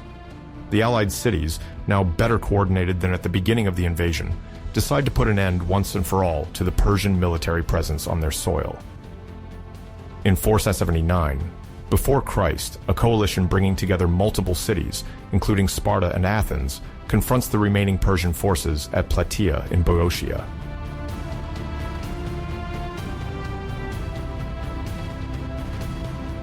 The leader of the Greek forces is Pausanias, a Spartan regent of royal lineage. He leads an army of several tens of thousands of men, a rare feat for the time in the Greek world. The Spartans form the hard core of this land coalition, while Athenians and other cities make up the left wing of the battle line. Mardonius attempts to exploit the Persian advantage in archers and cavalry. but the discipline of the Spartan hoplites and the tenacity of the Greeks ultimately prevail. Mardonius is killed during the battle, hastening the Persians' rout. The victory at Plataea sounds the death knell of the Achaemenid ambitions to annex mainland Greece. The city of Sparta emerges glorified for its military endurance, while Athens gains prestige through its naval exploits.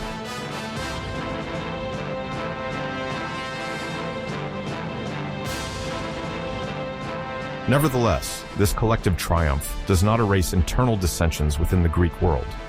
Pausanias, despite his battlefield success, sees his relations with Athens deteriorate as the two cities are already vying for political influence over the Aegean Sea. The rivalry between Sparta and Athens begins to crystallize, laying the groundwork for a large-scale future conflict, the Peloponnesian War, which will break out several decades later. But for now, in 479 before Christ, the victory of the Hellenic alliance constitutes a decisive milestone in the history of the Eastern Mediterranean.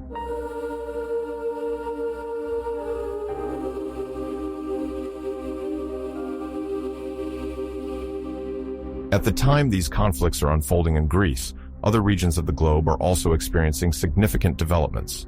In China, the Zhou dynasty, in power since the 11th century before Christ, is in gradual decline. It still holds nominal authority, but real power belongs to local princes vying for hegemony. This is the period known as the Spring and Autumn period, characterized by multiple feudal rivalries and the emergence of major philosophers like Confucius, who likely dies around 479 before Christ, while Sparta celebrates the victory at Plataea.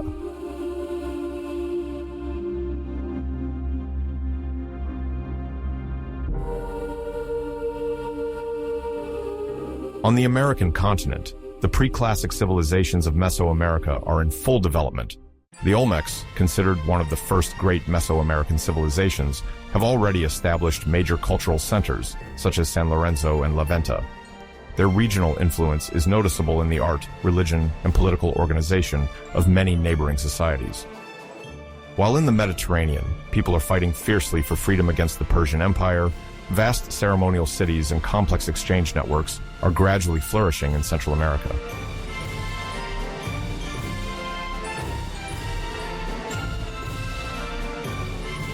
In 479 before Christ, the Greek victory against the Persians, hard won at Plataea and not far from the shores of Asia Minor, leaves Greece in a state of relief mixed with questions. In Sparta, they celebrate the feat of having protected the freedom of the Hellenic cities, but they also question the direction Greece should now take. Sparta emerges haloed by the prestige of its military engagement and the heroism of its warriors, perceived as the ultimate defenders of independence. However, the Lacedaemonian city will soon face a dilemma. While recognized as a primary bulwark against the Persian threat, it finds itself confronting Athens, which emerges from the war with entirely new ambitions. How to reconcile the pride of leading free men, rejecting any form of foreign domination, with the reality of the growing rivalry with an Athenian city that intends to rebuild its walls and assert its own maritime hegemony. This period, marked by diplomatic negotiations, seismic and social crises, as well as the first sparks of conflict between former allies, will deeply determine the political balance in Greece from 479 to 446 before Christ.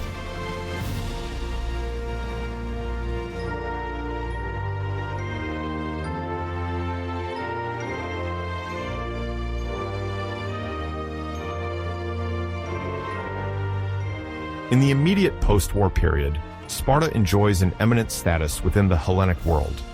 Its ground troops are often considered the most formidable force, while Athens, with a revitalized fleet, distinguishes itself at sea. Although cooperation between the two poles was concrete in the face of a common danger, each one's interest resurfaces as soon as the Persian threat diminishes. The Spartans are aware that the Athenian naval power, reinforced by the shipyards of Piraeus, can quickly become a new form of influence over the islands and coastal cities. Discussions then revolve around a thorny issue. Should they allow the reconstruction of Athens' walls, destroyed during the Persian invasion? For Sparta, the prospect of seeing Athens fortified on land and unreachable from the sea poses a long-term threat. Granting too much autonomy to a city already rich, populous, and now equipped with a powerful fleet could shake the traditional balance, where Sparta, famous for its land army, hardly tolerated any hegemonic counterweight.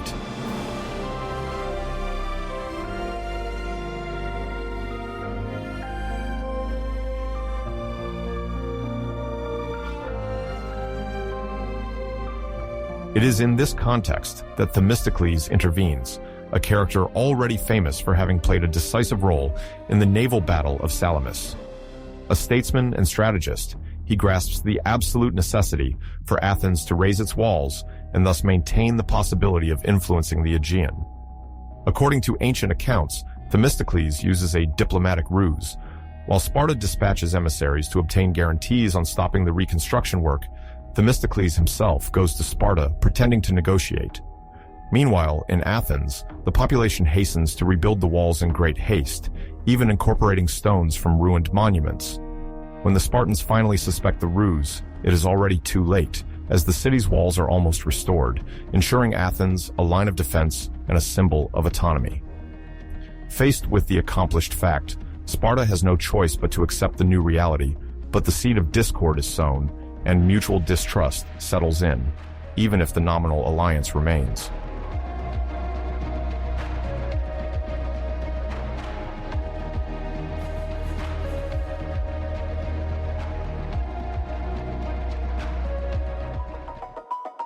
Shortly thereafter, Athens takes the lead of a maritime confederation officially turned against a potential Persian resurgence, the Delian League, founded around 478-477.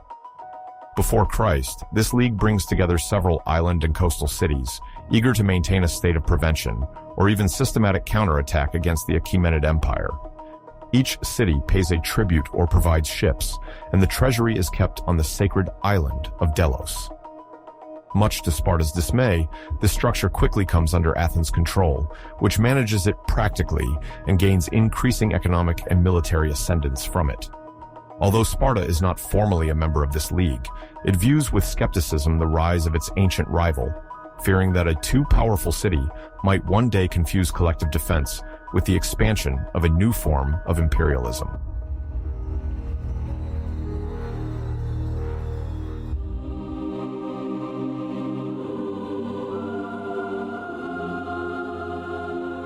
However, the tension between Sparta and Athens does not immediately manifest in open war. The internal challenges of each city occupy the general attention. In 464 before Christ, a brutal event strikes Laconia. Indeed, a gigantic earthquake, described by ancient sources as one of the most violent in Peloponnesian history, occurs. The tremors destroy many villages, cause the collapse of buildings, and, according to several narrators of the time, lead to heavy human losses within the Spartan population itself. This event is tragic for a city whose social cohesion is primarily based on military strength and the already relatively limited number of its citizen soldiers. As if the misfortune were not enough, another social cataclysm happens. Taking advantage of the disorganization caused by the earthquake, the Helots, these enslaved populations, mainly from Messenia and sometimes from Laconia, rise up. The Helots, held in subjugation for many generations, see in this disorder an opportunity to regain their freedom or at least negotiate better conditions.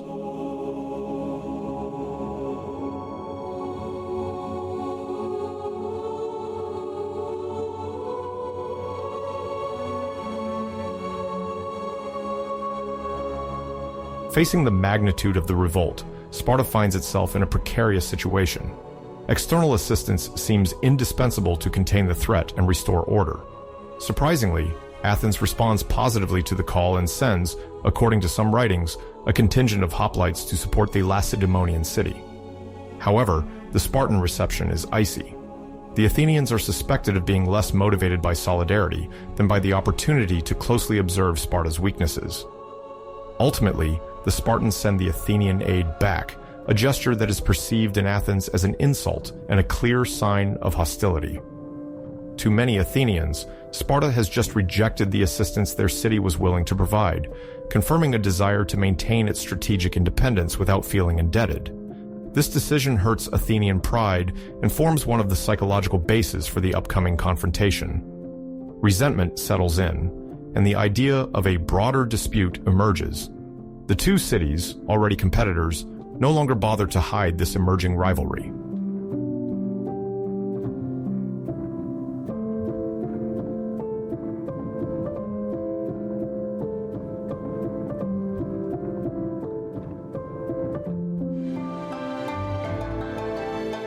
The opportunity for a first armed conflict between Sparta and Athens does not take long to materialize, between 459 and 446. Before Christ, several clashes occur, forming a complex whole that is sometimes categorized as the first war between the two powers. Modern historians sometimes call it the War of 459-446, or the so-called Mid-Century War, as it is situated between the Persian defeat and the Great Peloponnesian War that will start in 431. This period is strongly marked by power struggles around the cities located in Boeotia, Phocis, and elsewhere around the Peloponnese.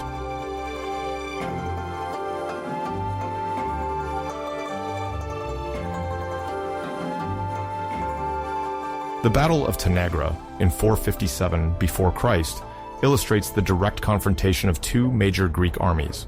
Tanagra, a small Boeotian locality, becomes the theater of a confrontation where the Spartan phalanx, renowned for its discipline and solidity, measures against the Athenian troops, now well-trained and adept at fighting in hoplite formation. The Spartans emerge victorious from this battle, but the confrontation reveals that Athens is capable of a solid resistance even on land, and no longer only at sea. In the aftermath, Athens retaliates by achieving a notable success at Winifida, still in 457, where their army paves the way for the submission of various Boeotian cities. This juxtaposition of successes and setbacks, of ephemeral victories and strategic retreats, maintains an unstable climate in a Greece where each city attempts to rally nearby small states to itself.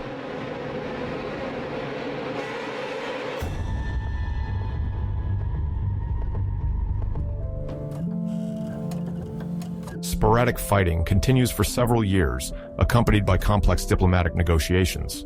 Sparta, cautious on the military front, does not wish to engage in a war of attrition against Athens, whose remarkable fleet can strike in multiple coastal areas while preserving the mother city. Athens, aware of its naval superiority, continues the expansion of the Delian League, but faces revolts in some islands that refuse the increased tributes. Occasional battles also arise in Aegina, or the Saronic Gulf, as each side supports opposing factions in the border cities to gain political ground.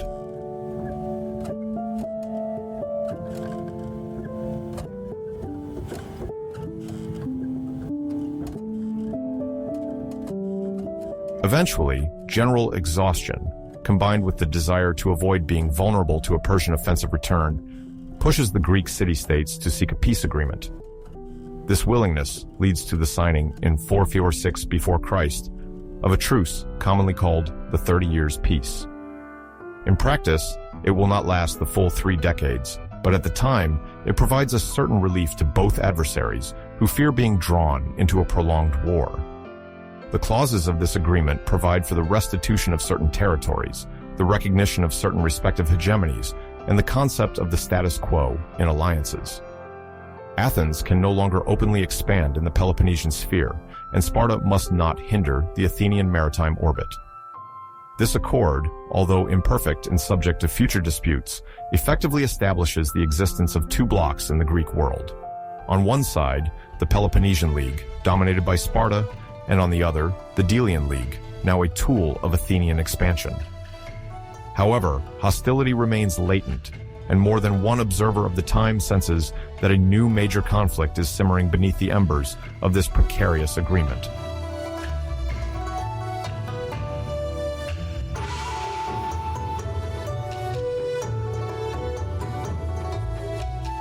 If one restricts their view to Greece alone, one might believe these years are dominated by political debates and internal rivalries. But by broadening the scope to the scale of the Mediterranean and beyond, it's evident how rich this period is in transformations. In Rome, located to the west of Greece on the Italian peninsula, the foundation of the Roman Republic around 509. Before Christ is discussed, when the monarchy is overthrown in favor of republican institutions controlled by elected magistrates, such as consuls. This young republic, still modest compared to the Greek powers, nonetheless lays the groundwork for an unprecedented civic organization, where patricians and plebeians begin, not without tensions, to dispute access to power. The Romans gradually structure themselves into a resilient city, fortifying its walls and beginning a slow but relentless territorial growth in the following centuries.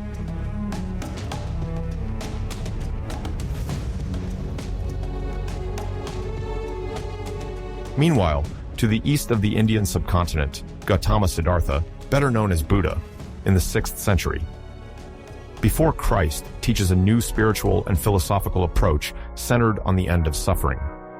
His disciples, spread across the Ganges regions, form the beginnings of a Buddhist community in search of inner balance, far removed from the political competition stirring the Greek world. The peaceful doctrines of the Buddha, focused on detachment and the middle path, contrast sharply with the alliances and military conflicts of Hellas. They herald, on the scale of Asia, a spiritual revolution that will radiate far beyond India in the centuries to come.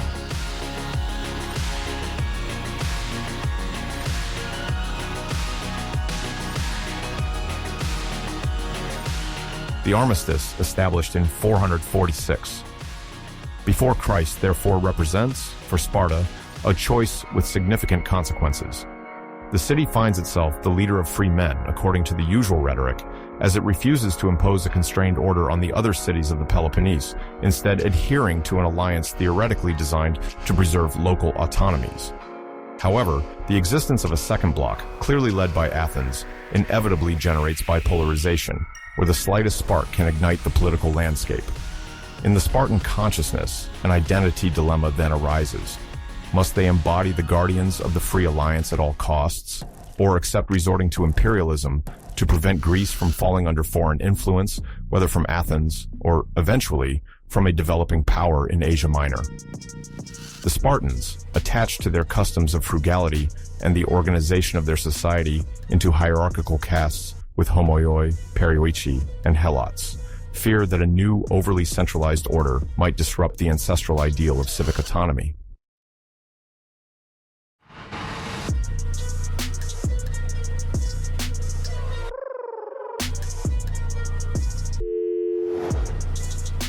After 446, peace remains fragile. Historians agree that this truce sounds more like a respite than a true accord.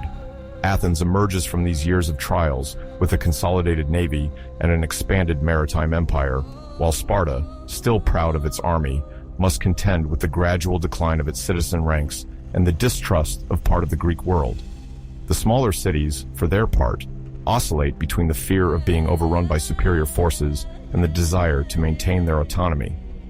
The entire political architecture of the time is based on cross-alliances, proxenia, that is to say, diplomatic relationships of hospitality, sacred arbitrations, and multiple oaths. But the shadow of new conflicts hangs over every decision, as experience shows that the slightest dissension can turn into open war.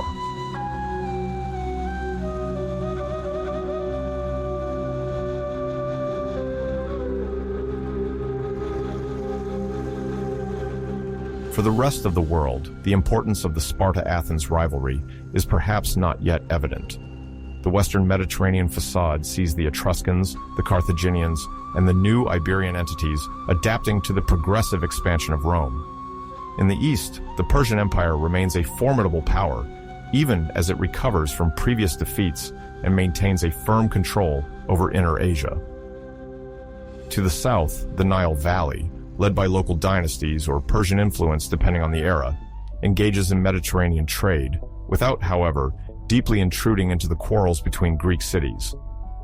The Hellenic identity is then shaped in this context of military challenges, intellectual rivalries, as Athenian philosophers, politicians, and poets disseminate ideas more widely than before, and a collective feeling often weakened by regional selfishness.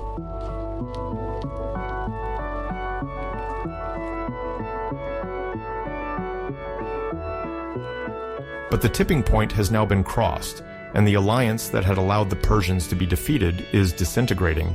Accusations of bad faith circulate, and the word hegemony is gaining an increasingly concrete meaning in Greece, a sign that the collective freedom of the Hellenic cities, is no longer an ideal in the face of leadership appetites. Sparta, heir to an austere military tradition and regional solidarity, remains attached to its image as protector of the cities against any tyranny. However, the emergence of an Athenian rival, relying on a formidable naval fleet and diplomatic talents, threatens to irreversibly transform the political map. The 30 Years' Armistice of 446 before Christ temporarily closes a stormy chapter, but the accumulated resentments on both sides do not disappear. The Greeks probably know it. Sparta and Athens are doomed to confront each other on a larger scale if the differences do not find more lasting solutions.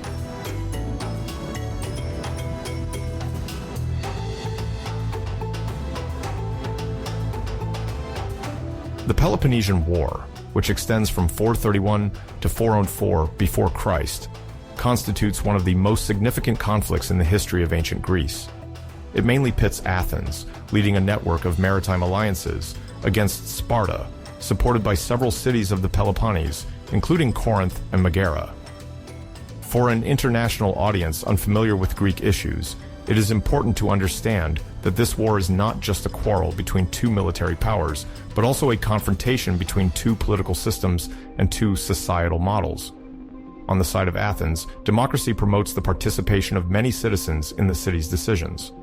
On the side of Sparta, the dual monarchy and the very strict education of fighters shape a state almost exclusively oriented towards war. The political and economic tensions between these two poles date back to the end of the Persian Wars, which ended in 479 before Christ, but it is during the following decades that the rivalry crystallizes, leading to the outbreak of the conflict.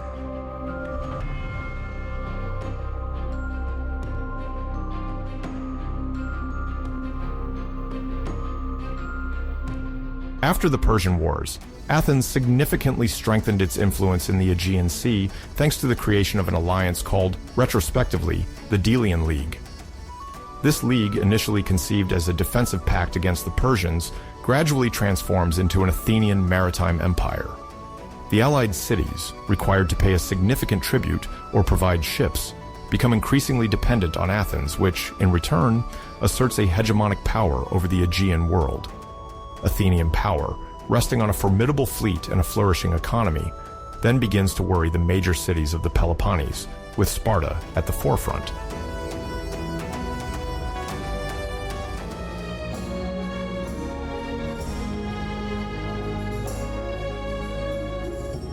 Corinth, a prosperous city specializing in commerce, and Megara, a neighbor of Athens, directly feel the effects of Athenian dominance over maritime routes.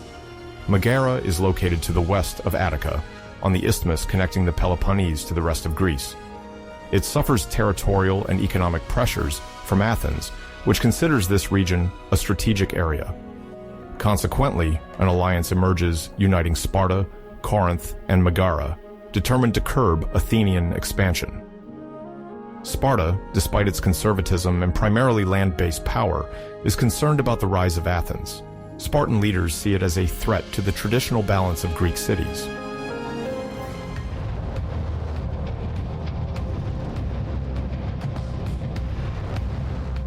The rivalry is also fueled by ideological differences. Athens presents itself as a model of direct democracy, where laws are voted on in an assembly by the citizens. Sparta remains an oligarchic and military society, governed by two kings and a small council.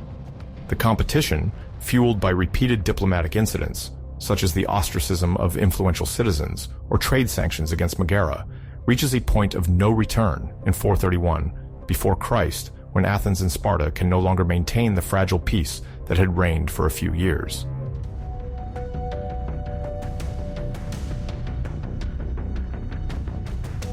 The first phase of the conflict, called the Archidamian War after the Spartan king Archidamos II, begins in 431 before Christ.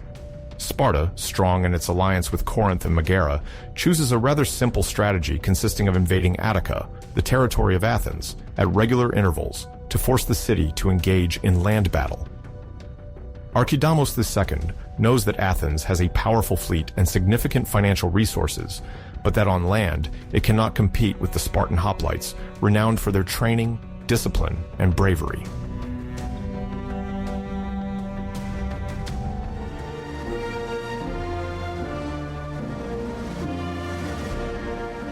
Every year, Spartan troops and their allies cross the borders of Attica, ravage fields, devastate crops, and try to provoke the Athenians. Pericles, an influential strategist in Athens, then adopts a defensive policy. He evacuates the rural population behind the long walls, fortifications linking the city to the port of Piraeus. Pericles' idea is to rely on naval superiority to import the vital provisions for the inhabitants' survival and to avoid a direct land confrontation with the Spartan army. While Sparta devastates the countryside, Athenian ships conduct raids on the Peloponnesian coasts, seeking to bend Sparta by the sea.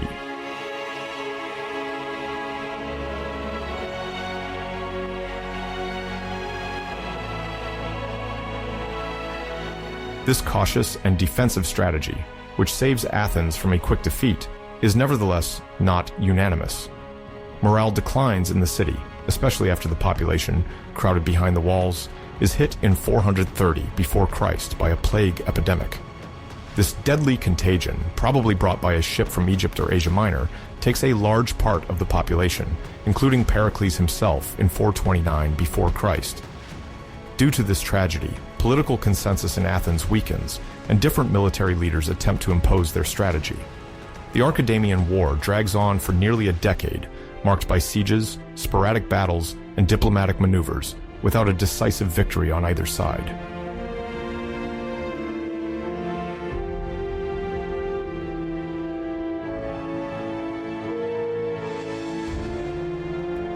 Despite Spartan persistence in harassing Attica, Athens manages, thanks to its fleet, to maintain a certain balance.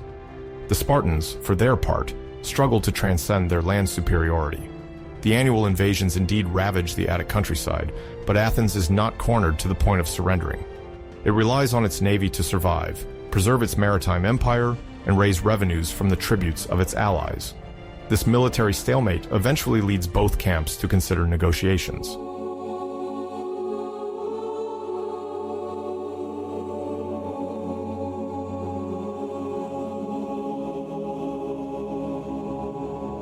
In 421 before Christ, a treaty is signed called the Peace of Nicias, named after the Athenian strategist Nicias, who was its main architect. This peace, expected to last 50 years, is actually an uncomfortable compromise. The conquered territories are theoretically to be returned, and alliances revert to the previous situation. Sparta hopes to recover its prisoners of war, captured during military operations around the city of Pylos, among others. Athens, for its part, wishes to breathe after the ravages of the plague and the high costs of naval campaigns. However, this treaty does not bring the expected stability, as some allied cities refuse to implement it, and mistrust remains strong on both sides.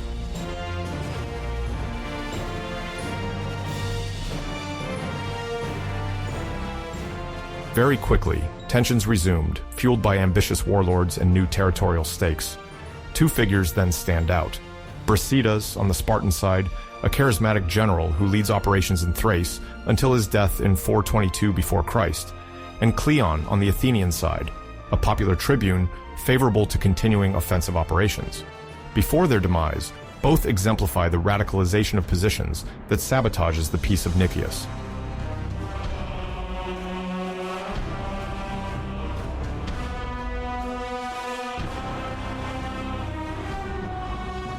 This situation is compounded by a new project undertaken by Athens, the Sicilian expedition.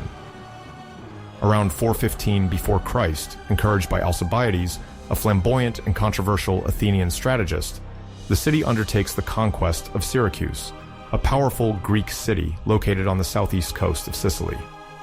The Athenian ambition is twofold. It consists of controlling a region rich in resources and weakening possible support for Sparta's allies. The expedition begins under poor auspices. Alcibiades, accused of religious desecration, has to flee and take refuge in Sparta before drawing closer to Persia. This betrayal is a severe blow to Athens, as Alcibiades was one of the leaders capable of directing the Sicilian operation.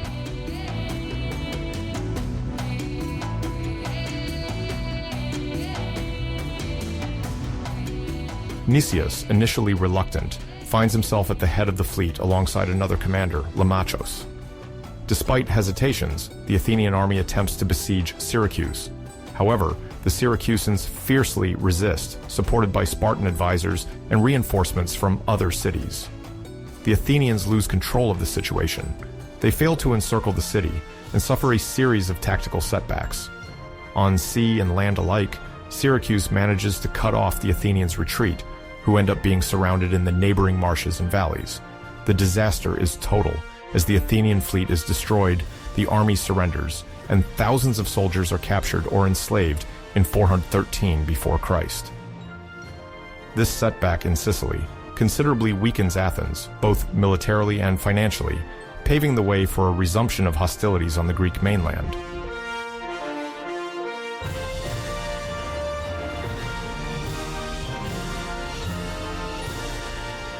Following the stinging failure in Sicily, Sparta sees an opportunity to regain the initiative. From 413 before Christ, it is the so-called Ionian phase of the Peloponnesian War, as it largely unfolds on the coasts and islands of the Aegean Sea in Ionia, a region of Asia Minor inhabited by Greeks. The crucial element of this period is the alliance forged between Sparta and the Achaemenid Empire, then ruled by Darius II and later Artaxerxes II. The Persians, wishing to weaken Athens to reconquer the Greek cities of Asia Minor, offer financial support to Sparta so that it can equip a fleet capable of challenging Athenian naval power.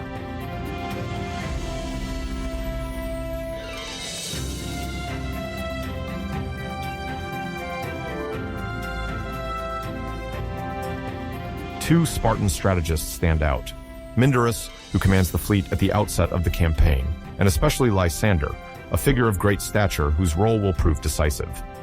Thanks to Persian subsidies, Lysander manages to build and equip enough ships to face Athens at sea. He also recruits professional rowers by paying them better than the Athenians can, whose financial resources are already strained due to the Sicilian disaster. For Athens, the situation becomes critical. Without naval supremacy, it can no longer guarantee the transport of foodstuffs, nor maintain its alliances in the Aegean Sea.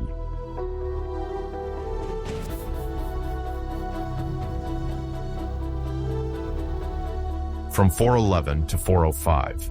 Before Christ, several naval battles take place, some resulting in Athenian victories, others in Spartan successes.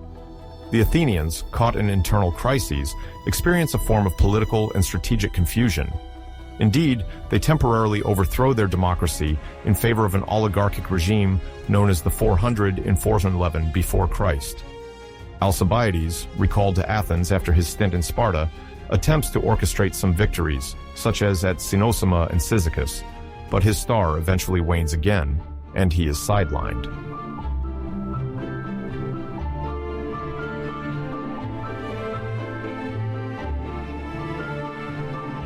The decisive naval battle occurs in 405 before Christ at Aigos Potamos, sometimes called Aegos Potami, in the Hellespont, a strategic strait linking the Aegean Sea to the Propontis in the Sea of Marmara. There, Lysander surprises the Athenian fleet at anchor and, taking advantage of its inattention, destroys or captures most of the ships. The Athenians no longer have the means to rebuild a fleet or even to supply themselves. Sparta then ensures that Athens is cut off from its supply routes, particularly the maritime corridors through which grain from the Black Sea was transported.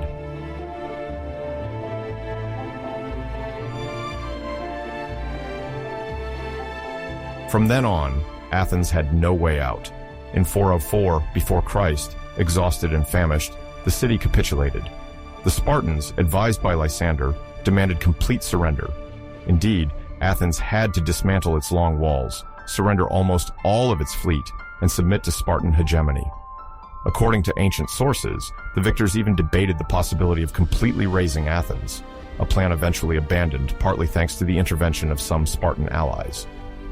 As part of this capitulation, a pro-Spartan oligarchic regime, the 30 Tyrants, was established in Athens, which lost its status as a great power in the Greek world.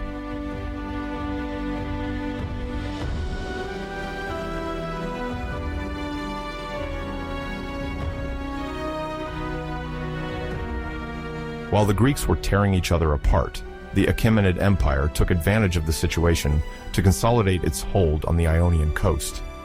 The financial aid given to Sparta was not purely a gift. It allowed the Persians to buy the neutrality or allegiance of some Greek cities in Asia Minor, and thus reclaim territories lost during the Persian Wars.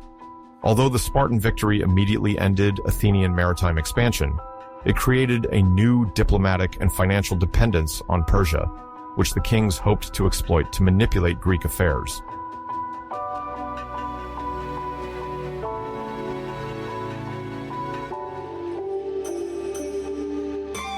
On a completely different continent, in China, the Shang dynasty, according to commonly accepted chronology, is earlier than the period mentioned, as it ended around the 11th century before Christ. However, traditional Chinese sources report that by the 5th century before Christ, the Zhou dynasty, itself in decline, had given way to a fragmented China of multiple rival states, an era known as the Spring and Autumn period, followed by the Warring States period. The great Chinese innovations in the military domain, like the massive use of crossbows or the fortification of certain borders, continued their evolution far from the Aegean Sea, but in an equally unstable context. Direct exchanges between Greece and China of this era were almost non-existent, as the Silk Road would not flourish until centuries later, primarily under the Han dynasty, starting in the 2nd century before Christ.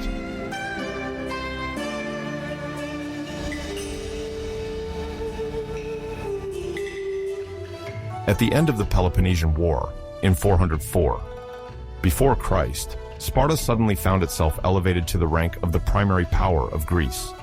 The old rival, Athens, had just capitulated after exhausting its financial and military resources.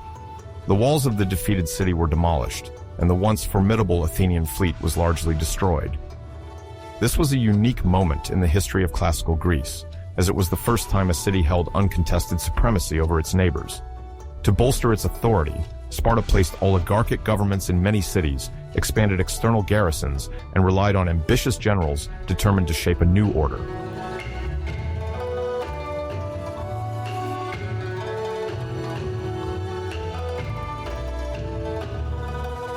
Perhaps the most famous architect of this Spartan domination was the general Lysander, conqueror of Athens. To consolidate the power of Sparta, he established dikarches, councils of 10 men loyal to Sparta, and installed harmosts, Spartan governors seconded by garrisons. This structure allowed direct interference in the internal politics of cities, ensuring a flow of wealth and military resources. However, this domination fueled deep resentment, as local assemblies were marginalized in favor of imposed oligarchic regimes.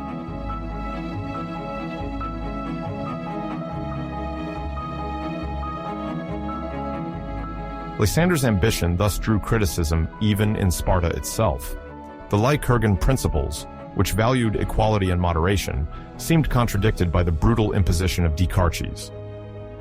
In the Gerousia, several elders worried about the concentration of power around one man, while some ephors feared for Sparta's image as the protector of Hellenic freedom. The subjected cities, which faced taxes and surveillance, felt betrayed.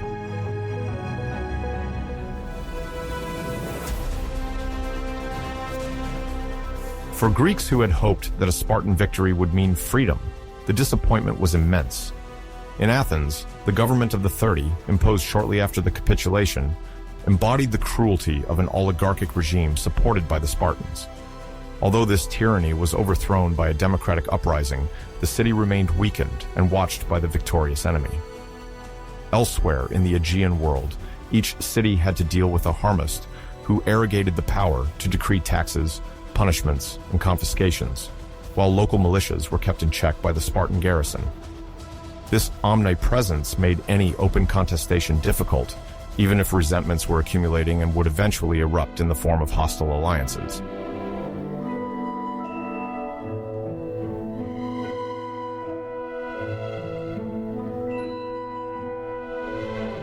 From 395 before Christ, resentment leads to the Corinthian War. Thebes, Athens, Argos, and Corinth form an alliance to counter Spartan domination. Persia, wary of a too powerful Lacedaemonian state, provides crucial support to the coalition, notably during the naval battle of Cnidus in 394 before Christ. There, the Spartan fleet is defeated by a combination of Persian and Greek forces led by the Athenian Conon. This defeat, which breaks Sparta's maritime hegemony, allows for the reconstruction of Athens' long walls and rekindles the hope of its allies.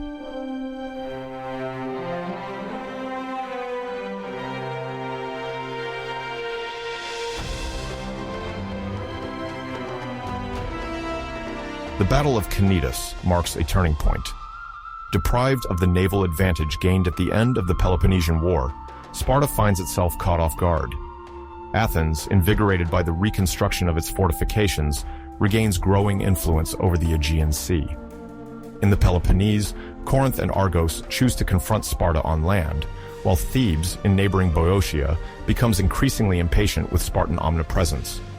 Numerous skirmishes ensue, fueling a generalized crisis in which no one can impose peace.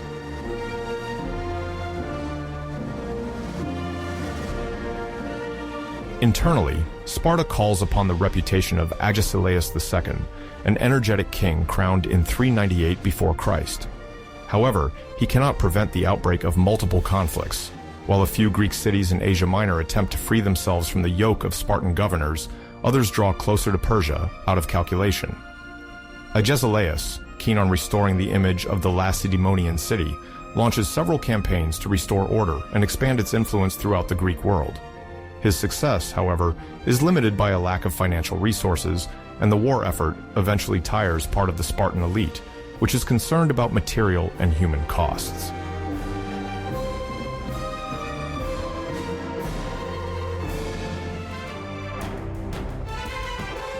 To prevent the escalation of an endless conflict, Persian diplomacy endeavors to orchestrate a comprehensive agreement. The Persian satraps, eager to control the cities of Anatolia, fear that Athens, Thebes, or Sparta may become too powerful. The relentless antagonisms provide Persia the opportunity to impose its arbitration, legitimized by its wealth and imperial aura. The exhausted Greek belligerents realize that without compromise, they risk prolonging a painful war, with battlefields now spreading from the Aegean Sea to the plains of Boeotia. This situation sets the stage for the king's peace.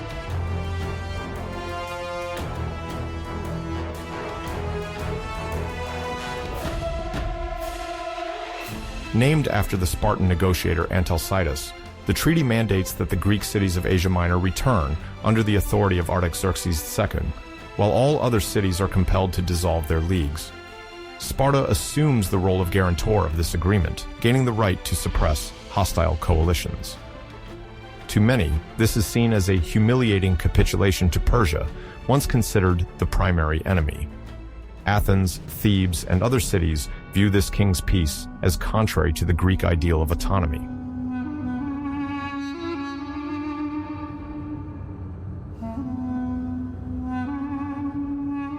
On paper, Sparta thus strengthens its position as guardian of order. In practice, the very image of the city is tarnished.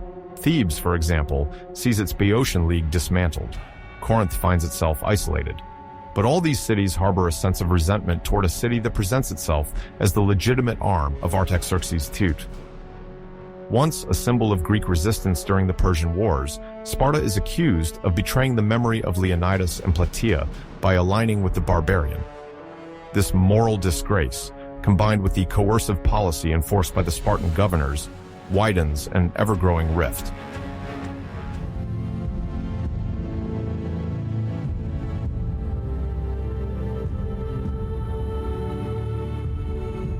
Militarily, the appearance of the Thracian peltasts, light and mobile soldiers, challenges the supremacy of the hoplite phalanx. Agile, equipped with a light shield and javelins, they harass Spartan hoplites who are not accustomed to this style of combat. Moreover, the Thessalian cavalry, with its strong horses and charging tactics, reshapes the battlefields. As for the Phoenician navy, serving Persia, it renews the naval balance in the Mediterranean, unsettling the advantage Sparta had gained over Athens.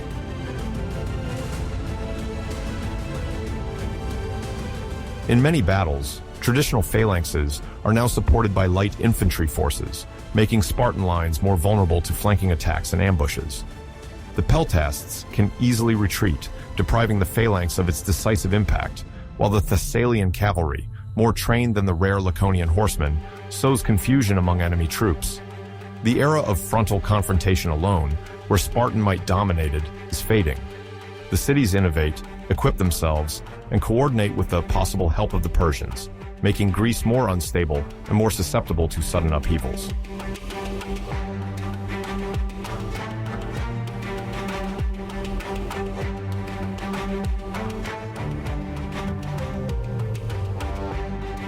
At sea, the Phoenician navy, renowned for its fast and maneuverable ships, supports Persian enterprises in the Aegean. Athens, whose maritime prestige is gradually reborn, sometimes allies with these forces to loosen the Spartan grip, taking advantage of the common resentment against Laconia.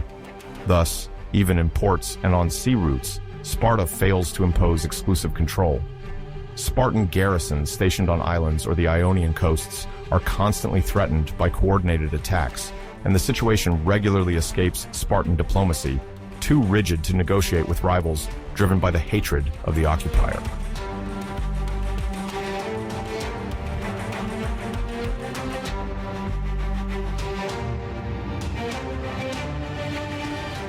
In this context, Spartan hegemony is more illusory than real. Former allies are wary, while cities forced into obedience watch for any opportunity to rise up. In the eyes of many Greeks, Sparta's grandeur is tarnished. The former champion of Hellenic independence now embraces a strategy of oligarchic control, supported by the subsidies of the great king. The Peace of Antalcidas, meant to establish stability, merely institutionalizes Persian intervention as the ultimate arbiter of Greece. The Greek collective spirit, nurtured by tales of heroism at Thermopylae and Salamis, is scandalized to see the Spartans endorsing this foreign domination while harshly repressing internal aspirations for freedom.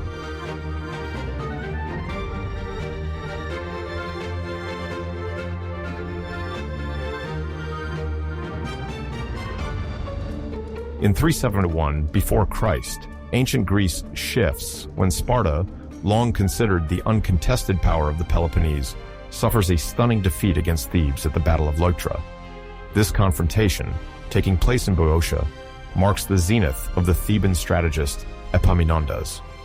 He implements an unprecedented tactic, often called the oblique order, arranging his troops to concentrate the main force of his army on a specific point of the front. This innovation disrupts the renowned Spartan phalanx, considered invincible until then. Cleombrotus II, king of Sparta, is killed in battle, plunging the Laconian city into shock. Yet at Leuctra, Spartan logistical superiority clashes with Theban determination, inaugurating a new era where Spartan power will now waver.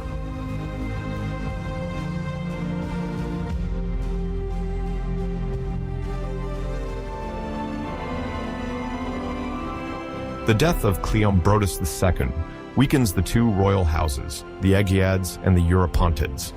The Spartan population quickly diminishes, and the number of citizen soldiers falls from about 6,000 to around 1,000 by the end of the 4th century before Christ. Founded on the agoge, the famous military education, the social system falters. Each loss in battle becomes tragic, undermining the aura of invincibility Sparta has held since the Persian Wars. In 362 before Christ, the Battle of Mantinea, led by Thebes, confirms Spartan fragility. Epaminondas dies on the battlefield, but the Laconian city does not recover. Allied cities break free, and Sparta's terrestrial empire disintegrates. Soon after, she loses Messenia, an essential source of grain and helot labor.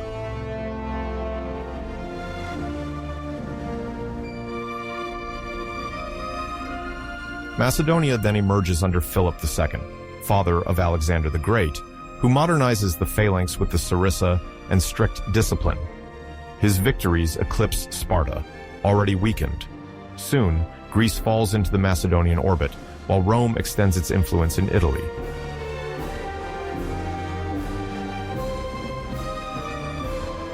At Alexander's death in 323, before Christ, his generals, known as the Diadochi, divide a vast empire. Sparta, having stayed on the sidelines, faces powerful Hellenistic kingdoms endowed with effective administrations and massive resources. True to its traditions, its influence wanes in this new context.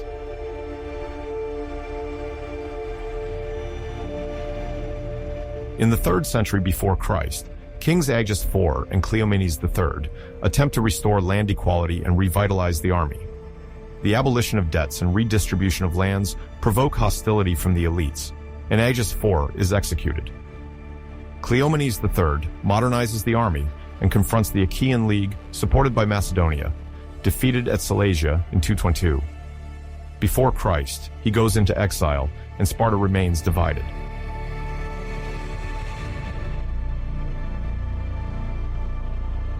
In the same century, Rome, victor over Carthage, extends its power as far as Greece.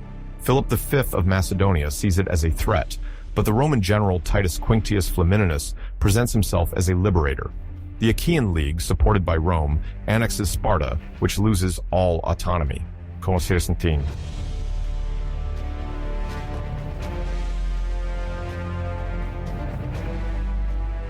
Once integrated into the Achaean League, Sparta comes under the influence of Rome. During the 2nd century before Christ, the Roman Republic regularly intervenes in Greek conflicts, taking advantage of internal dissensions to extend its grip. The Lacedaemonian city, once proud of its independence, must host Roman magistrates and garrisons during troubled periods. Although Sparta retains some traditional institutions, like the cult of Artemis Orthia, it loses any major diplomatic role. The Spartans, renowned for their austerity, nevertheless fascinate some Roman notables, fond of heroic tales. In the following century, the Roman civil wars see alliances reshaping, and Sparta changes hands depending on the supported camp. Eventually, when Augustus founds the Principate in the 1st century before Christ, Greece becomes an imperial province, and Sparta is merely a picturesque symbol of ancient Greek virtue, revered honorarily, but politically marginal.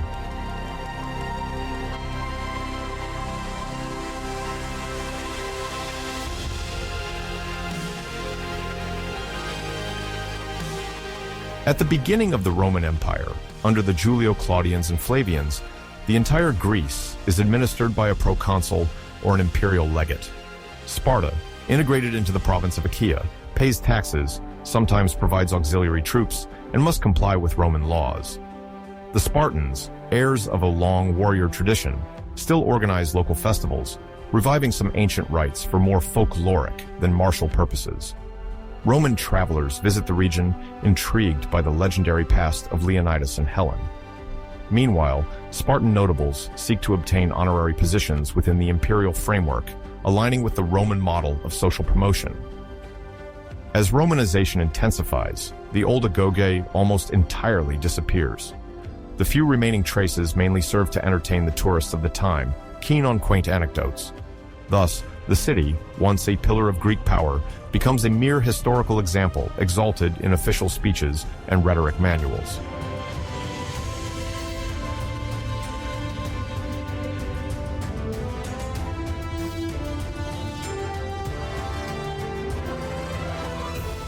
At the same period, far beyond the Mediterranean, the Han dynasty flourishes in China around 206 before Christ. The Han rulers developed the Silk Road, connecting the eastern regions to the west. Caravans loaded with silks, spices, and jewels cross Central Asia, bringing innovations and cultural exchanges to distant cities, such as those of the Parthian Empire or the Indo-Greek kingdoms. India, on the other hand, emerges from the Mauryan era, the empire founded by Chandragupta Maurya and expanded under Ashoka fragments into several regional kingdoms. However, Buddhism, encouraged by Ashoka, continues to radiate across the subcontinent and beyond. In the Western sphere, Rome begins an unprecedented expansion, seizing territories once held by the Carthaginians, Gauls, or Hellenistic kingdoms that could not resist the advance of its legions. Trade multiplies throughout the Mediterranean, promoting the circulation of ideas, languages, and techniques. From Gaul to Egypt, workshops, ports, and roads are set up, structured by the Roman network. In this vast, interconnected universe, Sparta is merely a historical theater where the ancient exploits are evoked, while new powers, from Augustus to Emperor Han Wudi, forge a more global world.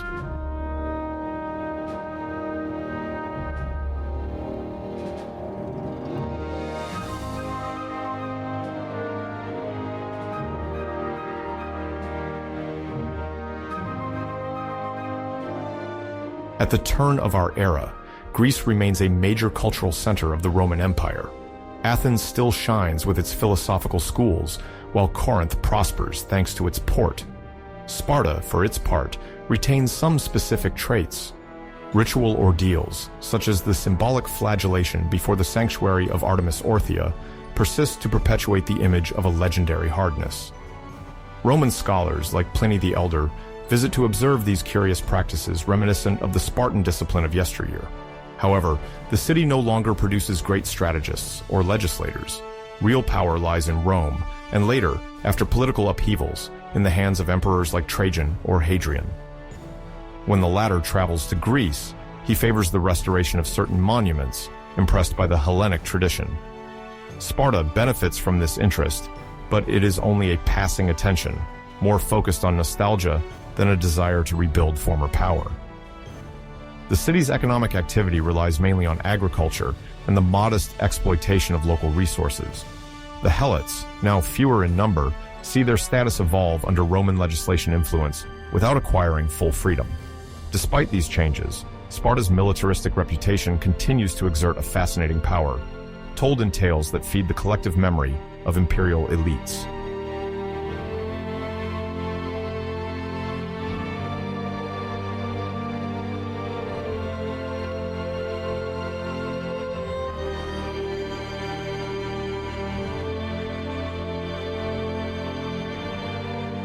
In the 3rd century Anno Domini, the Roman Empire enters a phase of instability. Barbarian invasions, economic crisis, and power struggles weaken imperial cohesion. In Greece, the population sometimes suffers from the passage of foreign troops coming to plunder the countryside. Cities fortify themselves again, seeking to protect from the prevailing chaos. Although less strategic than Athens or Thessaloniki, Sparta does not escape this climate of insecurity. The walls, long considered unnecessary by the ancient Spartans, are renewed to respond to external threats. On the religious front, Christianity gradually emerges, competing with ancient cults. Over time, Emperor Constantine, at the beginning of the 4th century, recognizes this new religion, precipitating the end of a pagan world to which Sparta was so closely linked. The effort to adapt to the late era profoundly transforms the local culture, almost erasing the memory of ancient military rites and collective syssitia.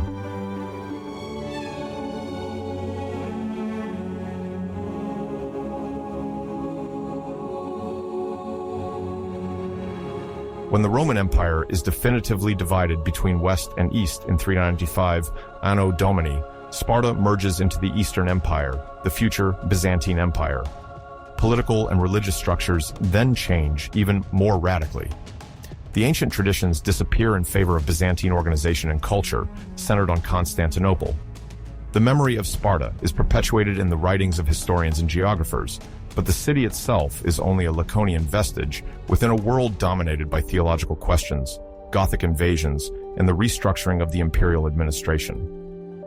The legacy of Leonidas, Lycurgus, and the agoge gradually fades, surviving only through the prism of ancient writers and preserved anecdotes. Thus ends the history of classical Sparta, whose symbolic downfall begins at Leuctra in 371 before Christ, before dissolving, several centuries later, in the workings of a Christian and centralized empire. From this warrior past, only myths remain.